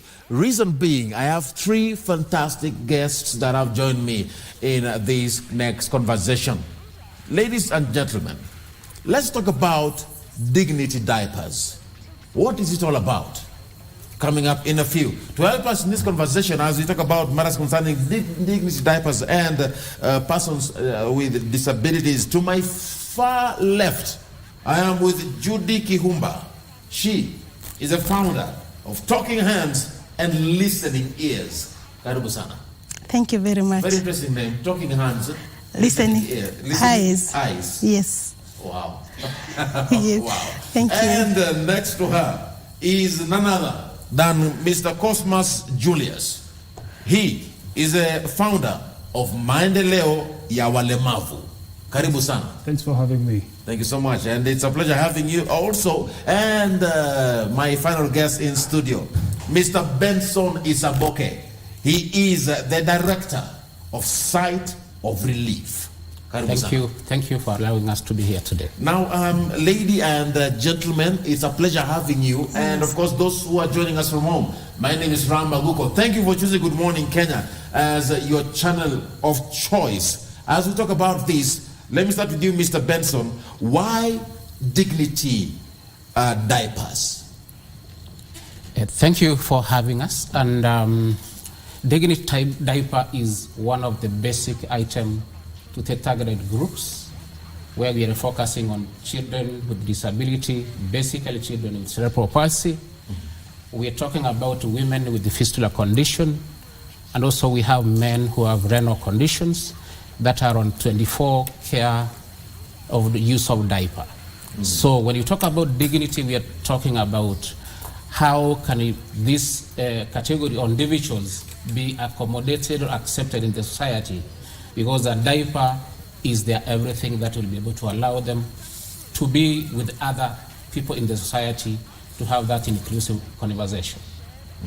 All right. Now, still on you, Benson. Yes. Let us get that particular concept that you've mentioned clearly. Yes. And we will define that as we proceed. You mentioned dignity diapers. Yes. Who do you target? First, you said children with disabilities. Yes. And in particular, cerebral palsy. Children with cerebral palsy, yes. Why them? Why this group of people first? Thank you for that question. Sight of Relief Organization is basically advocating for children with cerebral palsy. As a major issue, as a major concern, as a country, we have never recognized a diaper as an item that is very, very basic. These children in 24 care, they are on use of diaper. And when we look at the statistics through the country, a diaper has never clicked to the society like is one of the items that is very, very basic. And these children are on diaper as their dignity wear, 24-hour clock system. If we can be able to have a discussion about these children, they don't have any basic or anywhere they can be able to wear to have that comfort, that hygiene. So as an organization representing these children, we found it's a major issue that it needs to be discussed so that the environment, the society can be able to understand. A diaper is very, very basic. Okay. And also in looking at in terms of even policy, we're just trying to mobilize or to lobby to see how a diaper can be able to be made basic in this country. And let me come to you, Judy. Still, cerebral palsy, children with cerebral palsy, why should we have that? Do you feel like we are addressing this particular group, especially when it comes to dignity diapers? Are Kenyans aware about it in the first place? I'd say majority of them are not aware because a majority of them are not aware. Okay. Because when I come here, you don't know how I'm dressed, so you may not know. As I was preparing, what exactly I went through before I got here to feel pretty, to feel comfortable in front of you and in front of everyone. So we realized that most of the children who are going through, who have cerebral palsy, you find that their parents, most of the caregivers and their parents are balancing between, do I buy a diaper because it's a major commodity, it's a major wear for this person? Yes. Do I buy medication for this child because they're on continuous medication, or do I buy a meal for this child? And most of them, because they are always taking care of these children, most of them are not in full-time employment, because you don't know who you will leave your child with, because they need to be changed diapers all throughout continuously, yes? So you realize, and diapers right now are very expensive. Very. For parents who have small babies, even if not disabilities, they know how much a diaper costs. So you can imagine this child will never outgrow the diapers. They are always on the diapers throughout. So you realize that it's a real need, but we are not really addressing it because not very many people know the need of a diaper in children with disabilities. Wow. And still, let me come to you, Mr. Cosmas Julius. Yeah. I'm listening to this particular conversation, and I'm asking myself now, from where you sit as the founder of Maendeleo ya Walemavu, how deep does this wound go? Wow, thank you so very much. As you mentioned it very clear, the organization is called Maendeleo Walemavu Organization. Literally, when we say Maendeleo, we mean the progress of the PWDs. Yes. The three organizations, Site of Relief Organization, and the Talking Hands and the Listening Eyes, and the Maendeleo Walemavu Organization, you realize these are purely organizations that are led by people with disability. Yes. Cosmos is a VIP. I'm a visually impaired person. This is my walking aid. It's called a white cane. You know, I'm talking from the experience. I'm talking from, these are the people we interact day after day. Yes. So when we came together, we realized there's a very big need that people with disability, they've been neglected to an extent, something that is very, very, very basic. Like you're giving somebody food, giving somebody shelter, it cannot be avoided. So when we came together, we realized that kids with cerebral palsy, good ladies with the with the fistula, old papas, or rather old fathers in the society with the renal cases, they've been neglected. So we realized this is a very universal thing because kids with cerebral palsy, they're using the diaper. The renal cases, they're using a diaper. And also fistula ladies are using a diaper. And we will address each case individually. Exactly. So to give each person, each issue its own specific time. Perfect. But now you're saying cerebral palsy, still something that we've neglected as a society. Exactly. So when we came together, we realized as an organization, we really need to bring this gap to a close. Yes. Because something that is been neglected, as my brother mentioned earlier, and we also need to tell the nation that the diaper is just a basic thing. Just like you need food, you need shelter, it's equally a basic thing to these three categories of the family. Yes. Wow. And Kenyans watching today, did you know that diapers are part of the basic needs? Yes, you have food, you have shelter, you have clothing. Diapers in number 4. That is there. Did you know that? What are you doing to touch the lives of children who are out there with cerebral palsy? And that's the question that I would like to ask you. And Mr. Benson, you're talking about this specific group of people with cerebral palsy, but you mentioned there is yet another group that we're targeting. All right? Yes. This other group, what is it? In the society, we have women with a fistula condition, which is another category or another group that we're targeting. Because when we talk about diaper, is one of the dignity that can be able to bring people together. So when we talk about women with the fistula, they have been separated from social life to be productive in the community because of the nature or the condition that they're going through, without being in a dignity where they cannot be able to be closer to another person to have a discussion. So when we talk about fistula condition, this is a condition where you understand the balls are loose, where somebody just goes, is just direct. In case you want to have a nature where urine just comes through, or the feces comes through without having a know-how. But in this case, when we talk about a dignity diaper to this category of groups, we're talking about a diaper is very, very basic that can be able to give that person comfort to have a sitting and discussion about matter of development, matter of the community, matter of the family. But if in that case somebody doesn't have a diaper and you get the scent, if somebody mtu akisusulia, you get that harufu. You cannot be able to sit around with other women, with other people in the community and have a discussion. Because there's that form of embarrassment that is there. And there is stigma. Exactly. Sure. Stigma, yes. Stigma is there. Yes. Stigma is there. Very real. And that is why we want to make this discussion be known outside there, that a diaper is very, very basic, and it will be able to give people confidence to come out and actually be productive in the society. Yeah. And next, Mr. Cosmos, on you on the same particular aspect, you know, fistula is a condition that no one asks for. No one asks. There is none. All of these conditions that we're talking about, no one asks for it.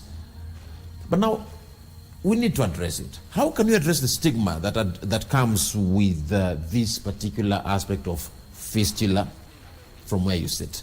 Oh, thank you so much. I think it's a reality that these are conditions that they never know whenever they come in.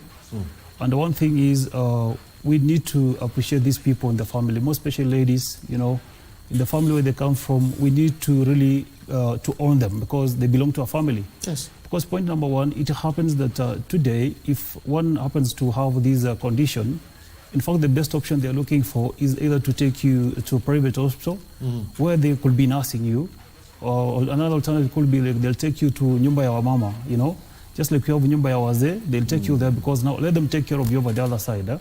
But what if, because this is one of our family members, this is my sister, this is my daughter, this is my mother, why do you need to disown this person? So the fact we need to face this reality that this something came to the family, just like somebody could get ill of malaria and we address it, we need to also handle the same way. Then number two, the society need to be real, because why do you need to segregate this lady from the building of the family just because of the condition? And this is something that when it's given well medication, given the diapers, my brother is saying it, we'll always give these people dignity, you know, because at the end of the day, when this lady does is she's not on her diaper, literally she's disoriented in the society. She's always like, I don't fit in this particular group of ladies. But if you give her a diaper, you'll always give the dignity back. And also the supportive system. We need to be, very, very, very real to our family people, because somebody has this condition, then you are like, you need to have a very specific cup, a very specific plate and spoon. Like in the event that you want to share this, you also want to get the condition, which is not the real thing. So we need to face it head on and tell the people that this is the condition, but the condition does not mean somebody is disoriented or should not be part of the building of the family. Wow. Yes. I would like to state this as an individual, as a man. I respect all women. And let's give them the respect they deserve. Sure. Women go through a lot, especially after child delivery. That's because true. fistula doesn't knock on the door. It just barges in. Very true. And there you are. You can't control your bowels. Judy. Yes. Let me talk to you as a woman. Yes, please. Talk to me. How is this condition? How can we address this as a society? Number one, I wanted to pick from where Benson has dropped. Yes. I wanted to say that as a lady going through fistula, first they go through mental challenges, because you can imagine when nobody wants to be close to you, the group you used to keep as your friends, nobody wants to be close to you, because even yourself, even if they're not telling you, you're feeling you're not worthy to be near them, you feel you're not clean. And here, because you're talking about women with disabilities as well, they have already a stigma as a lady with a disability. Then you add the stigma of going through fistula. So you can imagine they're going through double stigma, and to them, their mental wellness is not okay. So even as we are looking at their physical health, we're also looking at their mental health, because it's also not addressed in this area. So if we give them the dignity diapers we're talking about today, that means this person may feel better. Okay, it may not relieve it, but they may feel better. But now, let me cut you short there, Judy. Dignity diapers is not the full solution now, is it? It's not the full solution. There's more that we need to do. Yes, of course. First of all, the society needs to be aware. Our medics needs to know we have these women with us. Some may be feeling they're not able to speak it out. Fistula is not a very good condition. You don't want really to speak out to everybody. So we need to let these women out there, those who are in the very remote areas, in the grassroots there, that they need to speak out, they need to speak to people, they need to go to seek for medical attention, because there are some women, especially with disabilities, who feel maybe this is how it should be. Yet it's not how it should be. There are those who will feel that maybe the other women, because I am on a wheelchair, I'm on disabilities, this is how childbirth is like. So we need to also address even our medics. Our medics need to, even as they take care of these women, when they go to the hospital, they need to go an extra mile. I keep saying our medics, when our women go to the hospital, even for clinics, even as you check on this mother, as you check on the wellness of the baby, also check on the wellness of the mother. Go an extra mile. Ask these questions, because sometimes they are not asked, and they may feel like this is how it should be. Yeah. Wow. Wow. And as a society, we need to have this conversation, ladies and gentlemen. Yes. We need to have it. Sure. It's a tough one to have, but we need to have it. Yes. Yeah. Yes. Yeah. It's high time. It's high time we did Yes. it. Yes. You agree with that, Mr. Cosmos? And Should be a dosage of a breakfast, afternoon, and supper. Yes. Let me come back to you, Mr. Benson. There's a third group that we've not mentioned here still. Yes. Tell me this third group. We're talking about men, we talked about children, we talked about women. Now we have men in the society whom we know they're head of the family. And talking about men with renal condition and also prostate cancer, a number of men get disoriented, just left stranded or left discerned from the community.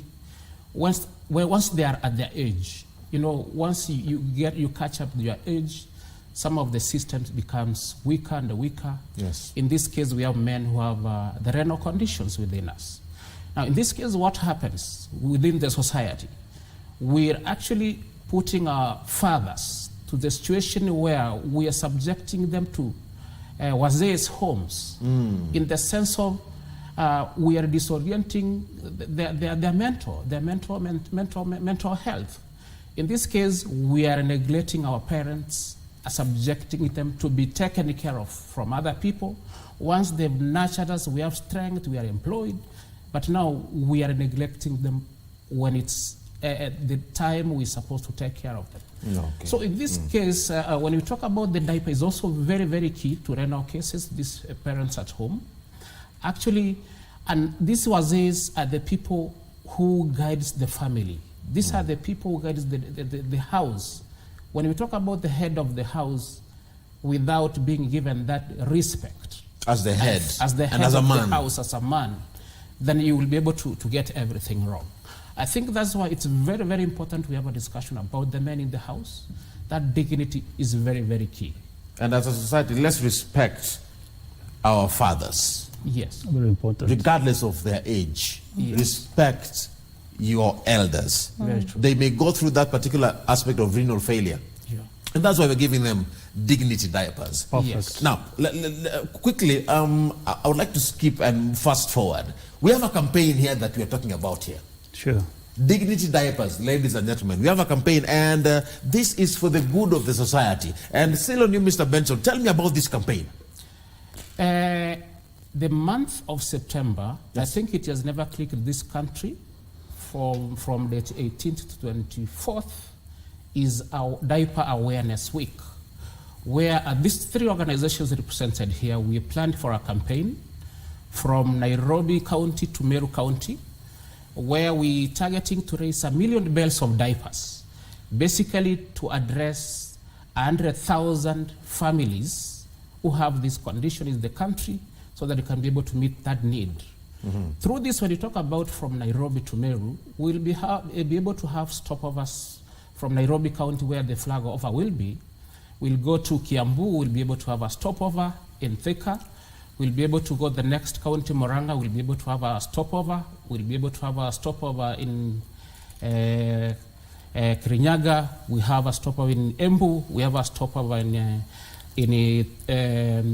Tarakaniti.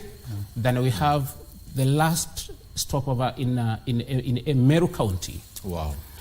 Those are so many counties that you'll be touching on. Yes. And I pray that you touch the lives. And let me come to you, Mr. Cosmas, on the same. All right. I see you already have a T-shirt there, Dignity Diapers, Family Inclusion. Yes. On that particular. Tell me about this campaign. How impactful do you believe it will be? Oh, thank you so much, Rama. Point number one, as my brother and my sisters mentioned early, we want to create awareness, which is really very, which is not in the society. Number two, we are targeting to raise 1 million bales of diapers, as is mentioned. 1 million? 1 million bales of diapers. And one thing that we must be very clear is we are targeting only people with disability. Not everybody is using a diaper. Because we've got cerebral palsy, fistula, and also renal cases. These are strictly people who've got a disability. Then number two, this is a project we intend to do across the country. You know, why we need to do that one? These are actually, it's happening for the first time in Kenya. It's the major campaign happening in Kenya because it has never clicked in the society. Because we've been talking more about the sanitary pads. You know, but you realize a diaper is something that people think it's a luxury. But it's not a luxury per se. It is just a basic need. Just as I pointed that you need food, so this family also, they also need this diaper for them to have the dignity. All right. Therefore, the word dignity diaper, we derived it from the campaign itself. We call it dignity diaper because we need to give dignity back to the society and to these three categories of family. So we're intending to raise awareness, number one. Number two, and then we need to raise the bales. Then number three, we also want to take care of these 100,000 family members across the country in the program already who are the beneficiaries. How can people get a hold of you if they want to? Those who are watching it today. I don't know who can take that one on. Wow. We have our offices in Kenibanko building. That is next to St. Paul's University. It's the 8th floor, room 4. That's where the office are. And we also have the website. So we have most of the details over there. We've got also other means. We've got the pay bill that is already established for the drive. Okay. Yeah, so we can always be reached on that, or maybe on personal numbers as well, and the office numbers, we always on reach. Gentlemen, lady. Yes. Let's bring this conversation to a close. Thank you so much for coming. It was a pleasure having you. Thank you so much. I love the passion that you guys have. Thank you so much, Rama. Thank you very much. Keep doing what you're doing. And it is on that note that we bring this conversation to a close. My name is Ram Maguko. But stay tuned to more of our programming right here on KBC Channel 1. What are you doing to touch the life of your neighbor? May God bless you. May God bless the Ark of Hands. This is Good Morning Kenya.